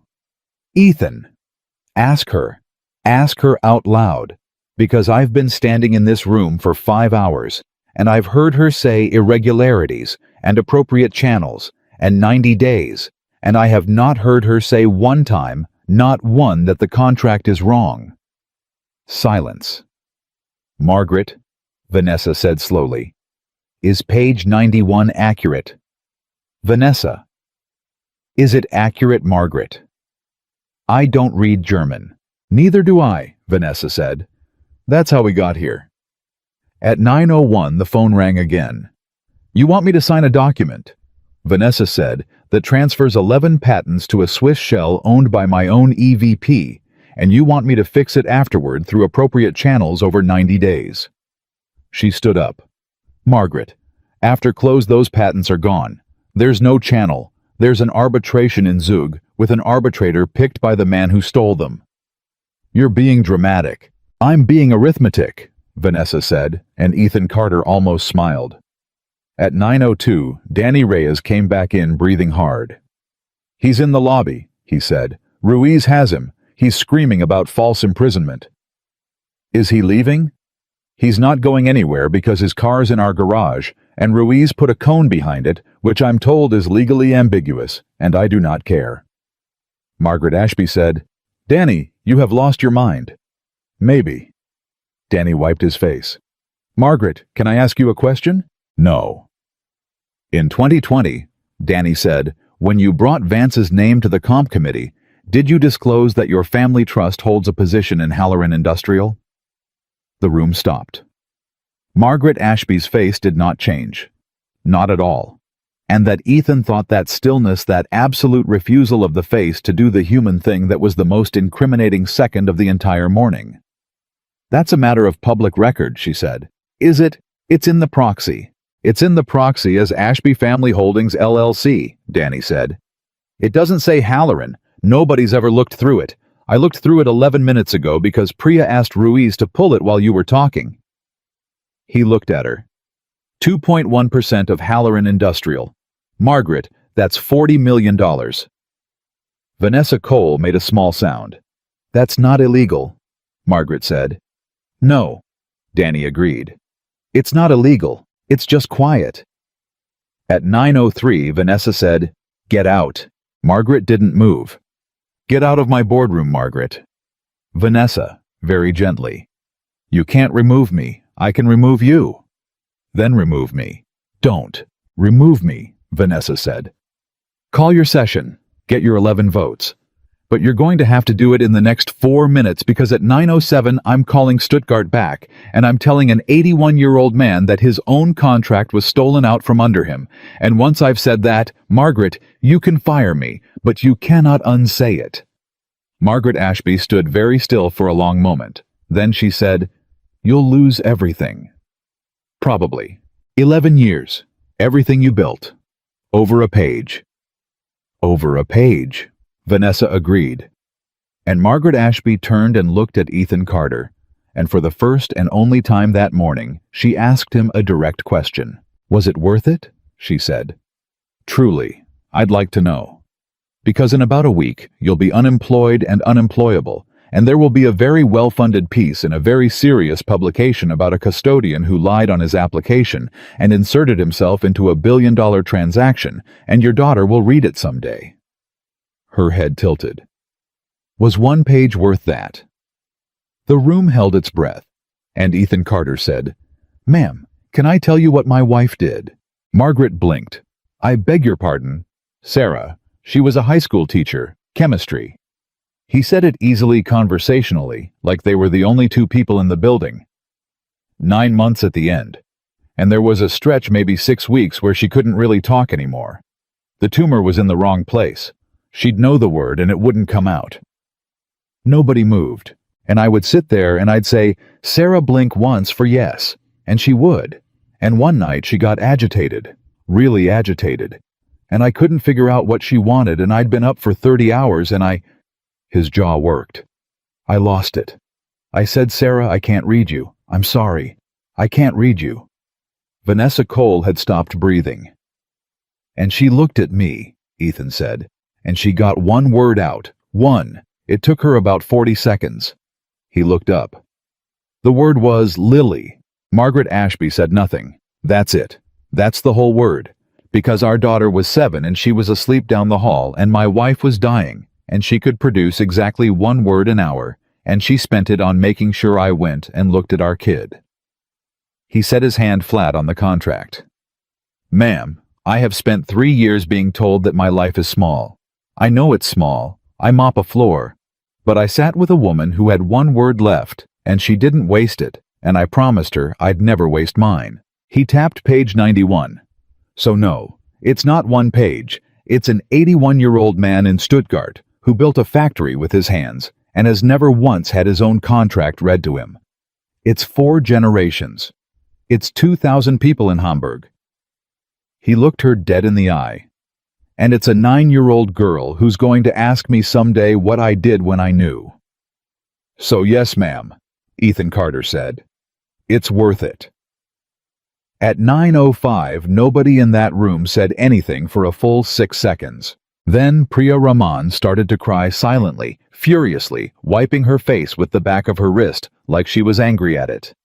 And Margaret Ashby said, "That was a lovely speech." "So I've been told. You should know it won't matter." "Ma'am," Ethan said, "it already did." "I'm sorry. You asked me a question." He nodded at the phone. "You asked me if it was worth it, out loud, in a room with a live international line to the counterparty's board." He looked at her. "Which means you already believe me." Margaret Ashby's eyes went to the speakerphone. "You don't ask a liar if his lie was worth it," Ethan said. "You just call him a liar. You asked me if it was worth it, Mrs. Ashby. That's not a question you ask about a fiction. That's a question you ask a man who's costing you money." Danny Reyes sat down very slowly. "Oh my God," he said. At 9:06, Margaret Ashby walked out of the boardroom without another word, and she did not slam the door, and somehow that was worse. At 9:07, Vanessa Cole picked up the phone. "Frau Kellerman, I am here." Is your grandfather still on the line? He is here. He has not moved. Vanessa closed her eyes for 1 second. We're not signing, she said. Silence. Frau Kellerman, I am not signing this contract at 9 a.m., and I want to be extremely clear about why, because I know what it looks like. Vanessa's voice was shaking, and she let it. It does not look like integrity. It looks like an American buyer walking away at the last second to break your price. I know that. I've done that. I've watched people do that for 20 years. She swallowed. So I'm going to say something that no CEO in my position has ever said on a recorded line, and my general counsel is going to have a stroke. Danny said, Vanessa. Our offer stands, Vanessa said. 1.4 billion, same number. I'm not renegotiating. I'm not repricing. I'm not using this. The number doesn't move, but I will not sign that document, and neither should you. And if your board votes at 3, they need to vote knowing what's on page 91. The line was silent for a long, long moment. Then Annalisa said, You would keep the price. Yes. After what you have found. Because of what I've found, Vanessa said. Ma'am, your company isn't rotten. Your paper is rotten, and somebody made it rotten on purpose so that when it blew up, it would look like your family did it. She leaned toward the phone. I'm not paying $1 less for a company that got robbed in its own language. At 9:09, Klaus Kellerman said something. Ethan didn't translate right away. Ethan, Vanessa said. What did he say? He asked to speak to the janitor. What? He asked to speak to the janitor, Ethan said, and his voice did something. Those were his words. Ich möchte mit dem Hausmeister sprechen. Vanessa said, Go. And Ethan leaned toward the phone and said, Herr Kellerman. The old man talked for a minute and a half. Ethan listened. His face did nothing. And then at the end it did something, and he had to look away from the room and put a hand over his mouth for a second, like a man in a church. What? Vanessa said. What? Ethan cleared his throat. Ethan said that in 1974, he had 4 employees and no money and no lawyers. He says the first contract he ever signed, he signed in a kitchen. He says his partner read it to him out loud because Klaus's eyes were bad even then, and it took 2 hours, and at the end his partner said, Klaus, es ist ehrlich. Klaus, it's honest. Ethan breathed, and Klaus signed it, and that company employed 2,000 people for 51 years. Priya put both hands over her face. He says, Ethan stopped, started again. He says he has signed 900 contracts since then, and not one person ever read one to him again. He says they got bigger and the reading stopped. And he says he always thought that was progress. Vanessa Cole was crying. She didn't seem aware of it. He says, This morning a man who empties bins read me my own life in my own language, and I understood every word for the first time in 50 years. Nobody said anything. And he says, Ethan finished, Es ist nicht ehrlich. Vanessa whispered, It's not honest. No, ma'am. At 9:11, Annalise Kellerman's voice came back on, and it was crisp, and it was fast, and it was the voice of a woman who had stopped grieving and started working. Our board votes at 3, she said. I am going to move to postpone. I will need something in writing. I will need it in 90 minutes. Danny said, Written by who? Whitfield's in the lobby, and Vance is in a conference room, and I've got 180 pages of German I can't read. You have him, Annalise said. Everyone looked at Ethan. Ma'am? Ethan said, I'm not licensed. Anything I write has no standing. It's not a legal document, it's a man's opinion. Then write a man's opinion, Annalisa said, and I will hand it to 11 people who have spent 6 weeks reading lawyers and understanding nothing. At 9:13, Vanessa said, Do it. Ma'am, Ethan, do it. I need the certified translators, all 3. On the line checking me in real time, and I need every word of it on the record as verified by licensed professionals, not by me, because if this comes apart, the one thing that cannot be true is that Meridian relied on an unlicensed custodian. He was already writing.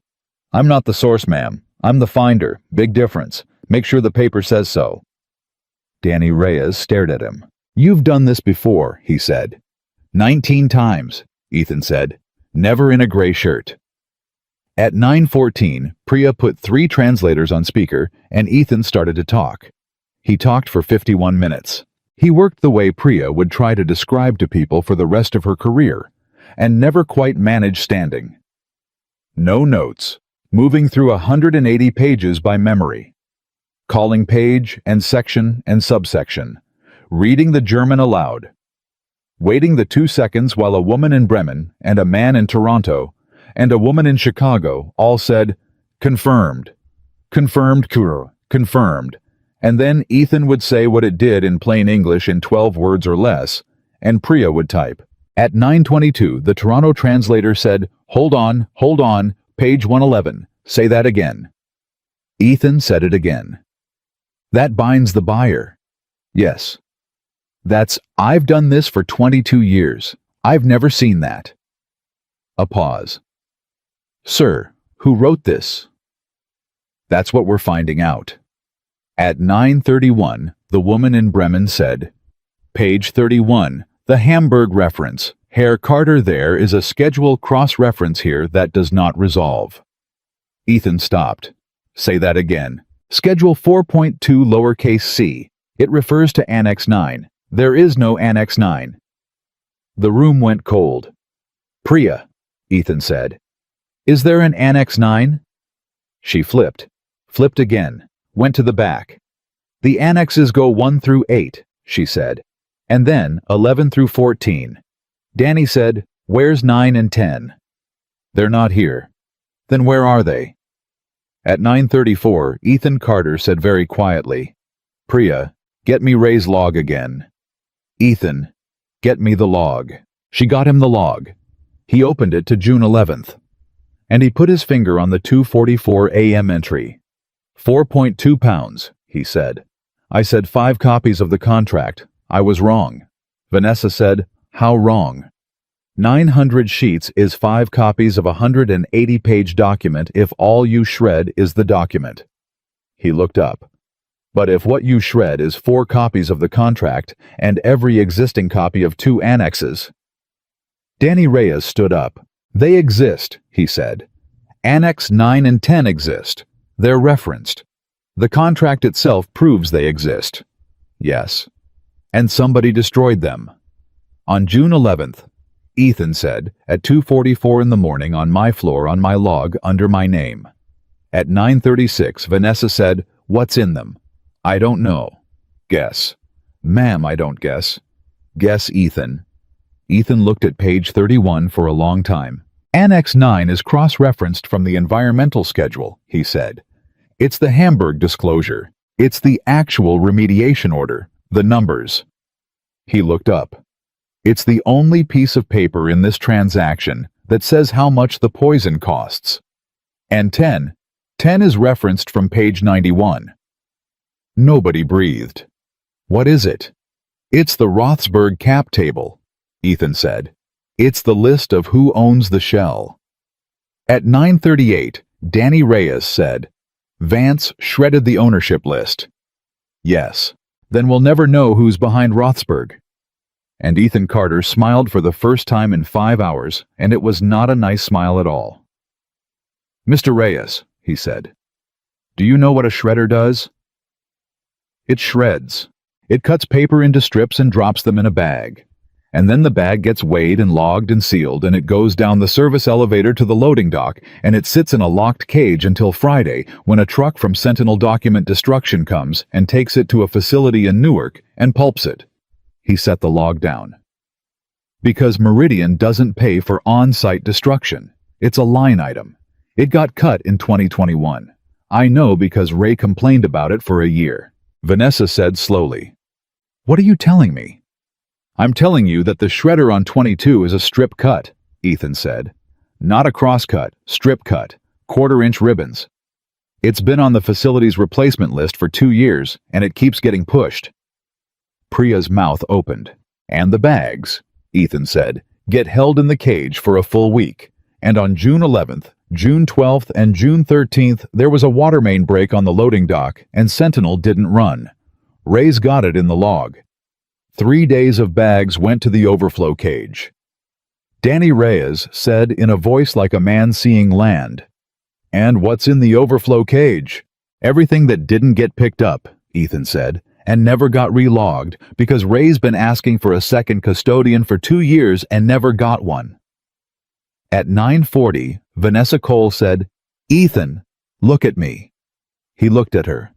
"Are you telling me," she said, "that the 2 annexes that prove this fraud are sitting in a cage in the basement of my own building in quarter-inch strips, in a bag with your name on it because we were too cheap to buy a cross-cut shredder?" "No, ma'am," Ethan said. "Then what?" "I'm telling you they were." He picked up the phone.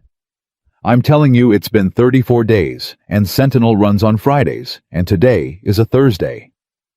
The room detonated. Danny was up. Priya was up.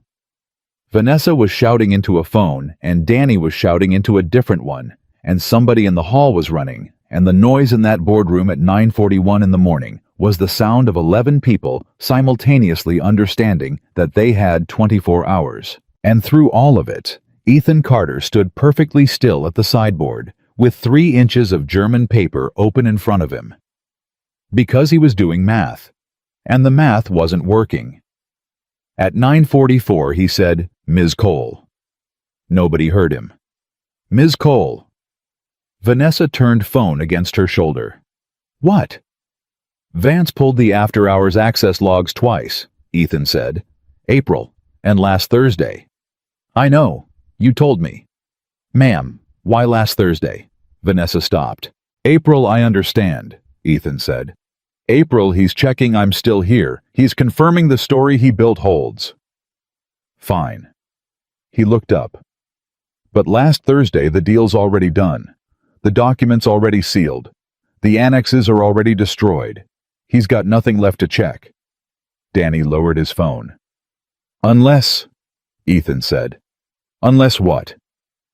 "Unless somebody told him the bags were still there." Silence. "Ma'am?" Ethan said, "Who told him?" Vanessa's face slowly changed. "Because I've been in this building 3 years," Ethan said, "and there are exactly 4 people who know the Sentinel schedule. Ray, me, the loading dock supervisor." He set the contract down.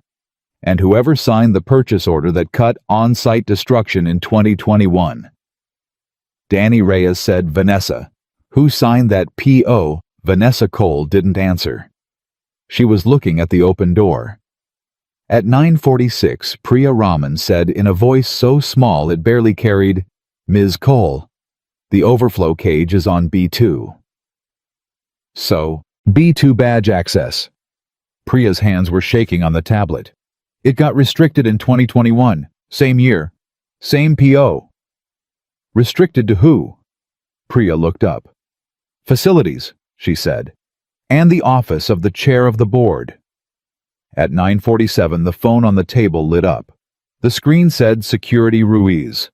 Vanessa hit speaker, and Ruiz said, breathing hard, "Ma'am, I need you on B2 right now." "What is it?" "There's a truck at the dock," Ruiz said. "It's not Sentinel, and it's loading." Ethan Carter was moving before anyone else in that room understood what they'd heard. "Ruiz," he said, leaning over the phone, "don't stop the truck." Vanessa said, "What?" "Ruiz, listen to me. Do not stop that truck." Ruiz's voice came back tight. "Sir, they're loading bags." "I know. Let them."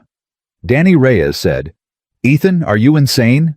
If you stop that truck," Ethan said, "you've got a driver with a manifest and a lawyer and a chain of custody argument that starts at 9:48 this morning, and Margaret Ashby stands up in 90 days and says Meridian Security seized documents off a licensed carrier without a court order, and every single strip in that bag becomes inadmissible garbage." He looked at Vanessa. "Ma'am, don't take the paper. Take the picture." Vanessa said, "Explain, fast." "Ruiz, are you in the dock?" "I'm in the stairwell." "Do you have a phone?" "Yes." "Camera on, right now."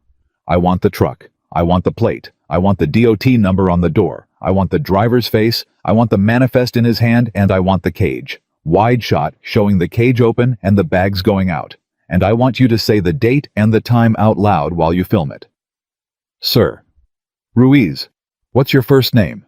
A beat. Marisol. Marisol, I'm the guy who mops 22. You've badged me in 900 times. I know who you are. Then hear me. In 3 months, a very expensive man in a very good suit is going to stand in front of 11 people and say none of this happened. And the only thing on God's earth that beats a man like that is a video with a timestamp. He put his hand flat on the table. Film it. Don't touch it. Film it. Silence for 2 seconds. Then Ruiz said, filming. At 9:49, Vanessa Cole said, Danny, can we stop it legally? In 11 minutes, no. Can we slow it? Danny opened his mouth, and Priya Raman said, the dock. Everyone turned. The loading dock is a shared easement, she said, and her voice was climbing. It's in the building lease. I read it in April because I was doing the facilities carve-out for the annual report, and I remember thinking it was stupid. Any vehicle over 16,000 pounds needs a filed dock reservation 24 hours in advance, or building management can refuse entry. Danny said, Priya, what's a Sentinel truck weigh? 26,000. And this one? I don't know, but Ruiz, is it a box truck? It's a box truck. Does it say Sentinel? It says nothing. It's white. Priya's hands were flying. Then it's not on the reservation because the reservation for this week says Sentinel Friday 6 a.m. It's Thursday, and that's not Sentinel. At 9:50, Vanessa Cole picked up the phone and called building management and said 11 words that Ethan Carter thought were the finest 11 words he had ever heard a CEO say. This is Vanessa Cole. There's an unreserved truck at my dock. She hung up. How long? Danny said. They're sending someone. How long, Vanessa? I don't know. 4:06. And Ruiz's voice came through the speaker, flat and strange. Ma'am, he's got 20 bags. Ethan said, how many are left? Cage is, I can't tell. A lot. 40, 50. How many can he carry? It's a box truck, and it's one guy. Ethan closed his eyes for 1 second and did the arithmetic that would decide everything. He can't take them all, he said. One man hand-loading no dolly, that's 90 seconds a trip. He's got maybe 15 minutes before building management pulls him. He gets 30 bags, maybe 35. Danny said, out of 50. Out of 50. So we get 15. We get whatever he leaves, Ethan said. And here's the thing about a man in a hurry, Mr. Reyes. He was already writing on the pad. He takes the front of the cage. At 9:52, Priya said, wait. What? The overflow cage. She was staring at the tablet. Ethan, you said the water main broke on June 11th, 12th, and 13th, and 3 days of bags went to overflow. Yes. So they went in first. Ethan Carter stopped writing. 34 days ago, Priya said. 34 days of bags have gone in on top of them. Ethan, the June 11th bag isn't at the front of the cage. Ethan looked up. It's at the back, Priya said. It's at the bottom. It's under a month of paper. At 9:53, the room made a sound like something releasing. He's taking the wrong bags, Danny whispered. He's taking the reachable bags, Ethan said. He's taking the last month because he's one guy with 14 minutes and a truck he can't explain, and the one bag that ends him is under 200 pounds of somebody else's expense reports. Vanessa said, Ruiz, can you see the back of the cage? No, ma'am. Ethan, is there another way? Ma'am? Ethan was already moving toward the door. There's a second door on the cage. It's on the north wall. It's chained because the chain's been broken since 2022, and Ray put in the work order 11 times. He stopped. I'm the one who reported it. Vanessa said, go. Ma'am, I can't. Go. Ma'am, listen to me. He turned around. If I go down there, if I touch a single bag, If I am within 30 feet of that cage, Margaret Ashby will stand up in 90 days and say the custodian whose name is on the log went to the basement and handled the evidence. He held her eyes. I am the worst person in this building to go down there. That's the whole design. That's what 3 years was for. Nobody moved. Then who goes? Danny said. And Ethan Carter said, the General Counsel of Meridian Global Holdings and a 26-year-old analyst who has never touched a shred bag in her life together on camera with building management as a witness. And you don't open it. You don't touch it. You chain it, you seal it, and you call the FBI's New York field office from inside the cage. Danny stared at him. You're not coming. No, sir. Ethan, I'm going to stand in this room, Ethan said, with 14 witnesses and a live line to Stuttgart, and I'm not going to move an inch, because when this is over, the only version of me that survives is the one who never went near the basement. He picked up the pen. Go, Mr. Reyes. It's 9:54. Run. Danny ran. Priya was 2 steps behind him, and she stopped in the doorway and turned around. Ethan. Go, Miss Raymond. You could have gone down there and been the hero, she said. Everybody would have seen it. Yes, Ethan said. And you're not. No. Why? Ethan Carter looked at her. Because being the hero isn't the job, he said. Being right is the job. Go. She went. At 9:58, the phone on the table lit up, and Danny Reyes was breathing like a bellows and shouting over the sound of a stairwell door. We're in the North Corridor. Building management's here. Guy named Feldman. He's confused, but he's cooperative. Danny, Vanessa said. Where's the truck? Ruiz says he's still loading. How many bags? 28. Ethan said, Mr. Reyes, don't run past him. Do not let him see you. He's not looking at us. He's... A pause. Oh, God. Vanessa's head came up. What? Vanessa, Danny said. It's not a driver. Silence. It's not a driver, Danny said again. It's a guy in a polo shirt and khakis and $40 shoes, and he's got a rental agreement on the dashboard. Ethan Carter said very quietly, Get the rental agreement. What? Get the rental agreement, Mr. Reyes. Don't take it. Photograph it. A rental agreement has a name on it. At 9:59, Danny Reyes said, I've got the north door. Is the chain broken? The chain is broken. Don't touch it. Ethan, I'm not. Don't touch it, Mr. Reyes. Feldman touches it. Feldman is a neutral third party employed by the landlord, and he has no dog in this, and he opens that door, and you film him doing it. Ethan's voice had gone hard as a nail. Every hand that touches this from now until a courtroom has to be a hand that Margaret Ashby can't buy. A pause.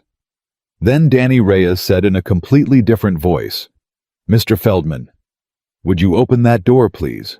At 10:01, the speakerphone carried a sound that everyone in that boardroom would remember a chain hitting concrete.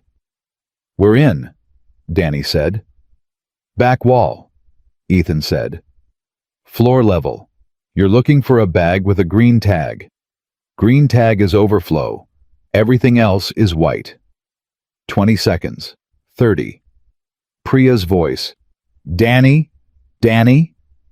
I see it. How many vim? 3. A breath. There's 3 green tags. Ethan Carter closed his eyes. Read me the dates, he said. Danny's voice came back slow and shaking. June 11, June 12, June 13. And Vanessa Cole put both hands on the table and lowered her head and said something that wasn't a word. At 10:02, Ethan said, Don't touch them. Ethan, chain the door. Both doors. Feldman does it.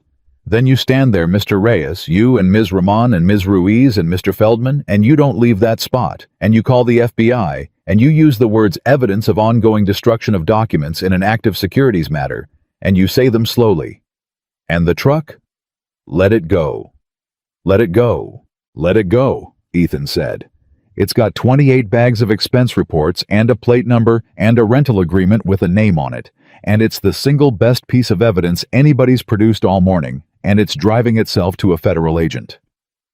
At 10:03, Vanessa Cole started to laugh. It came out of her like something breaking. She put her hand over her mouth and laughed, and it turned halfway into something else, and she pressed her palm flat against her eyes and stood there shaking for about 4 seconds. Then she took her hand down, and she was the CEO again. "Ethan? Ma'am?" "It's 10:03. Annalise needs paper in 70 minutes. "Yes, ma'am." "Can you do it?" Ethan Carter picked up the pen. "I've been doing it for an hour," he said. He wrote for 61 minutes. He wrote standing up at a sideboard in a gray custodial uniform with 3 certified translators on a speaker, confirming every line, and Priya Raman came back at 10:20 with red eyes and a federal agent's card in her pocket and typed for him without being asked. He didn't dictate legalese. He wrote it the way a man explains a thing to another man. Page 4 says you pay for everything forever, including things nobody told you about. Page 31 says there is a factory in Hamburg that is not in your summary, and it has been putting metal in the water since 1974. And this contract says that is now your problem going back 51 years. Page 91 says that 30 seconds after you sign the 11 patents you are buying will belong to a company in Switzerland that you have never heard of. Page 102 says that when you object, the judge will be chosen by the people who did this to you. Page 111 says that afterward, you are not allowed to try again for 6 years. At 11:04, he stopped. "Frau Kellerman," he said. "It's 11:04 in New York. It's 5:04 in Stuttgart. Your board votes in 90 minutes. I'm sending 11 pages. 11 pages, Annalisa said. For 180. Yes, ma'am. 6 weeks of lawyers gave me 41 pages that said nothing. I know. There was a long pause. Then Annalisa Kellerman said, Herr Carter, may I ask you something? Yes, ma'am. Why did you not walk away? Ethan considered that. Because she asked my name, he said. At 12:32 in the afternoon, the board of Kellerman Work AG voted 8-3 to suspend the sale of the company. At 12:41, Annalise Kellerman called back and said her grandfather wanted to know if the janitor was still there. He was. At 2:15 in the afternoon, 2 agents from the FBI's New York field office white-collar crime took custody of 3 green-tagged bags from a cage on B2 in the presence of a general counsel, an analyst, a security director, and a very confused building manager named Feldman. At 2:52, a white box truck with 28 bags in the back was stopped on the Pulaski Skyway, and the man in the polo shirt turned out to be a paralegal, 29 years old, 3 years out of school, who had been told it was a document retrieval, and who started crying before they got him to the barracks. He gave them the name he'd been given in 11 minutes. It wasn't Vance. At 4:40 that afternoon, exactly 12 hours after Vanessa Cole walked through a wet floor and asked a man his name, Meridian Global Holdings announced that its executive vice president of corporate development had been placed on administrative leave, that its outside counsel of record had been terminated, and that the chair of its board had resigned to pursue other interests. The stock dropped 9%. By Tuesday, it had made it back, and then some. Because here's the part nobody predicted: the market didn't punish them for the mess. The market punished everybody else for not finding theirs. Margaret Ashby was not indicted. She was too careful and too old and too well lawyered. And the $40 million in Ashby family holdings turned out to be structured through 3 vehicles that took a forensic team 9 months to unwind, and that ultimately proved exactly nothing. But she never sat on a public board again. Not one. Ever. Gregory Allen Vance was indicted on 11 counts in March. He took a plea in October. 51 months. He is currently serving them in a facility in Pennsylvania where Ethan was told he works in the laundry. Ethan never commented on that. Not once ever to anyone. Marcus Whitfield resigned from his own firm the week the indictment came down. The firm changed its name 6 weeks later. He surrendered his license in the spring rather than face the panel. The thing that ended him wasn't page 91. It was a recording from a live international line of a man in a very good suit naming a 9-year-old's elementary school in front of 14 witnesses. Annalisa Kellerman played it for the panel herself. She flew from Stuttgart to do it. She was on the stand for 6 minutes. At the end, one of the panelists asked her why a German industrialist had traveled 4,000 miles to testify in a New York bar proceeding. And Annalisa Kellerman said, "Because in my country we have a saying, ein Mann, der ein Kind bedroht, ist kein Anwalt. A man who threatens a child is not a lawyer. He is only a man who owns a suit." At 5:10 on the afternoon of the day it all happened, Vanessa Cole found Ethan Carter in the 22nd floor corridor. He was pushing his cart. She stopped dead. "What are you doing?" "My shift starts at 10, Ethan said. "But I missed last night. The glass didn't get done." "Ethan, the glass didn't get done, ma'am." "Ethan." Vanessa Cole stood in the middle of her own hallway and her voice broke completely. "You saved this company today. You saved... Do you understand what you did? At 4:40 this morning I walked past you and I filed you. And 12 hours later there are federal agents in my basement because a man I have never once looked at in 3 years decided to open his mouth. And you're doing the glass." Ethan set the cart down. "Ma'am, can I say something? Please." "You keep saying I saved it." "You did." "No, ma'am." He said it gently. Priya Raman found Halloran. Priya found the dock easement. Danny Reyes stood in a doorway at 6:51 and told an EVP to sit down, and he's the one who pulled the trust. Marisol Ruiz filmed a truck with her own phone because a stranger asked her to. Ray Dominguez logged bag weights for 6 years because he's stubborn and nobody ever thanked him for it, and that log is the whole case. He looked at her. "And you, ma'am. At 9:03 you had a woman in your doorway telling you to sign, and you told her to fire you instead." Vanessa didn't say anything. "I read a page," Ethan said. "That's all I did. Everybody else did the hard part." "That's not..." "It's exactly true." He picked the cart back up. "And ma'am, respectfully, the reason nobody caught this for 6 years isn't that they didn't have a translator. It's that there wasn't one person in this building who thought it was their job to ask. Everybody assumed somebody senior had already looked." He shrugged. "That's how it always happens. Nobody lies. Everybody just assumes." Vanessa Cole stood in that hallway a long moment. Then she said, "I owe you $4.1 million. Ethan almost smiled. "No, ma'am." "I said it in front of 43 people." "You said it as a joke." "I said it," Vanessa said. "And I meant it by the time you got to page 4. "Ma'am." "Ethan, I am not negotiating with you about this. It's my money. It's my salary. I said the words. 43 witnesses. If you want, I'll have Danny paper it, and he'll enjoy that a great deal because he had a genuinely tremendous day." And Ethan Carter said, "Ma'am, if you pay me that money, I lose." Vanessa stopped. "What?" "If you pay me $4 million because you made a cruel joke in a boardroom, and I called it," Ethan said, "then for the rest of my life, that's the story. Janitor gets lucky. Janitor gets a payout. It's a punchline, ma'am. It's a nice punchline. It'll be very popular." He shook his head slowly. "And in 9 years, my daughter's going to be 18, and somebody's going to say to her, 'Your dad's the mop guy who won the lottery, and I'd rather die.'" Vanessa's eyes were shining. "So what do you want?" "I want the job," Ethan said. "You have the job." "No, ma'am, I want you to make me apply." Vanessa Cole stared at him. "Post it," Ethan said. "Cross-border contract review. Real posting, real process, real panel. And put me in it with everybody else. And if I'm the best one, hire me and pay me what the job pays and not $1 more." His voice didn't shake. "Because I want to walk into that building on my first day knowing I got in the front door. And I want my kid to know it." At 5:19 in the afternoon, Vanessa Cole said, "Fine, but I'm changing the form." Ethan blinked. "Ma'am, Section 11, she said. The one that asks a man to swear he never used to be somebody." Her jaw was set. "It's gone. Every contractor, every vendor, every building in our portfolio.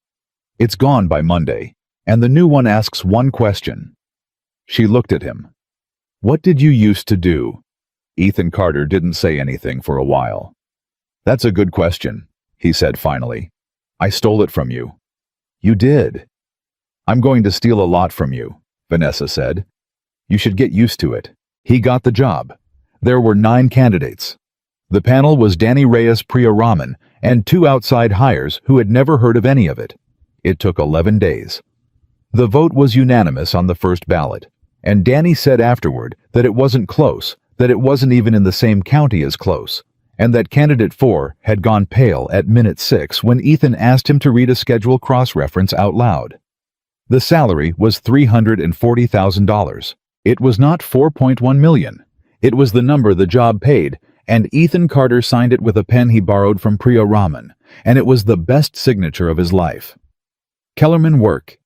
AG did not sell to Halloran Industrial. 9 months later, after a clean contract drafted in Stuttgart in German, and read aloud in full over 4 days to a board that understood every word it sold to Meridian Global Holdings, for $1.4 billion. The exact number Vanessa Cole refused to move. Klaus Kellerman signed it himself at 82 at a kitchen table because he insisted. He had them bring the table into the boardroom. Nobody argued with him. And before he signed, he asked for the American. Ethan Carter flew to Stuttgart on a Tuesday and stood in a room full of Kellermans and read a contract out loud in German for 3 hours and 40 minutes, while an old man sat with his eyes closed and listened. When it was done, Klaus Kellerman opened his eyes and said, "Es ist ehrlich." It's honest. And then he signed his company away and cried, and Annalisa held his hand, and every single person in that room was quiet. 2,000 people in Hamburg kept their jobs. The remediation on the watershed started in the spring. Meridian paid for it. It cost $411 million over 9 years, and Ethan Carter's estimate, made on a legal pad at 7:44 in the morning in a gray uniform, was off by $11 million on a 9-figure number, which the environmental team called concerning. Lily Carter is 14 now. She's in 8th grade. She takes German. She's not very good at it, which her father finds hilarious and which she finds deeply personally offensive. She knows the story. She's known it since she was 11, because her father sat her down and told it to her himself, all of it, including the part where he lied on a form because he decided she should hear it from him and not from the internet. She asked him one question when he was done. She said, "Dad, were you scared?" And Ethan Carter said every second. "Then why'd you do it?" And he told her about a woman with 1 word left who spent it on her name. There's a paper crane on his desk on the 31st floor. It's badly folded. It looks like a car accident. It's 14 years old, and it's held together in 3 places with tape, and it sits in a glass case that Priya Raman had made as a joke, and that stopped being a joke about 10 minutes after she gave it to him. Every new hire on his team asks about it. He tells them. Meridian Global Holdings does one thing differently now than every other company its size, and it isn't in the annual report, and it isn't a program, and it doesn't have a name. Before any deal over $50 million closes, somebody in the room has to read the operative document out loud. All of it. In the original language. To everyone who's signing. It takes hours. People hate it. 3 deals have died in the reading. All 3 deserve to. And on the wall of the 22nd floor boardroom next to the door, there's a small brass plate that Vanessa Cole had installed the week she got back from Stuttgart. There's no name on it, no date, no explanation. Most people who walk past it never notice it at all. It says, "Ask." Because the truth is simpler than anybody wants it to be. There were 43 people in that room with degrees from the best schools on earth and comp packages that could buy a city block, and not one of them could read the page. And the one man who could was standing 8 feet away, holding a pitcher of water, and the only thing standing between $1.4 billion and the shredder was whether anyone in that building had ever bothered to look him in the eye. One woman did. Once. At 4:40 in the morning by accident on a wet floor because she was tired and human and asked a question she didn't need to ask. That's it. That's the whole thing. A man is not his uniform, and he is not his worst year, and he is not the gap on his resume. And the day you decide otherwise, the day you look at a person in a gray shirt and fill in the rest yourself, You are not saving time. You are walking past the only man in the building who can read the page.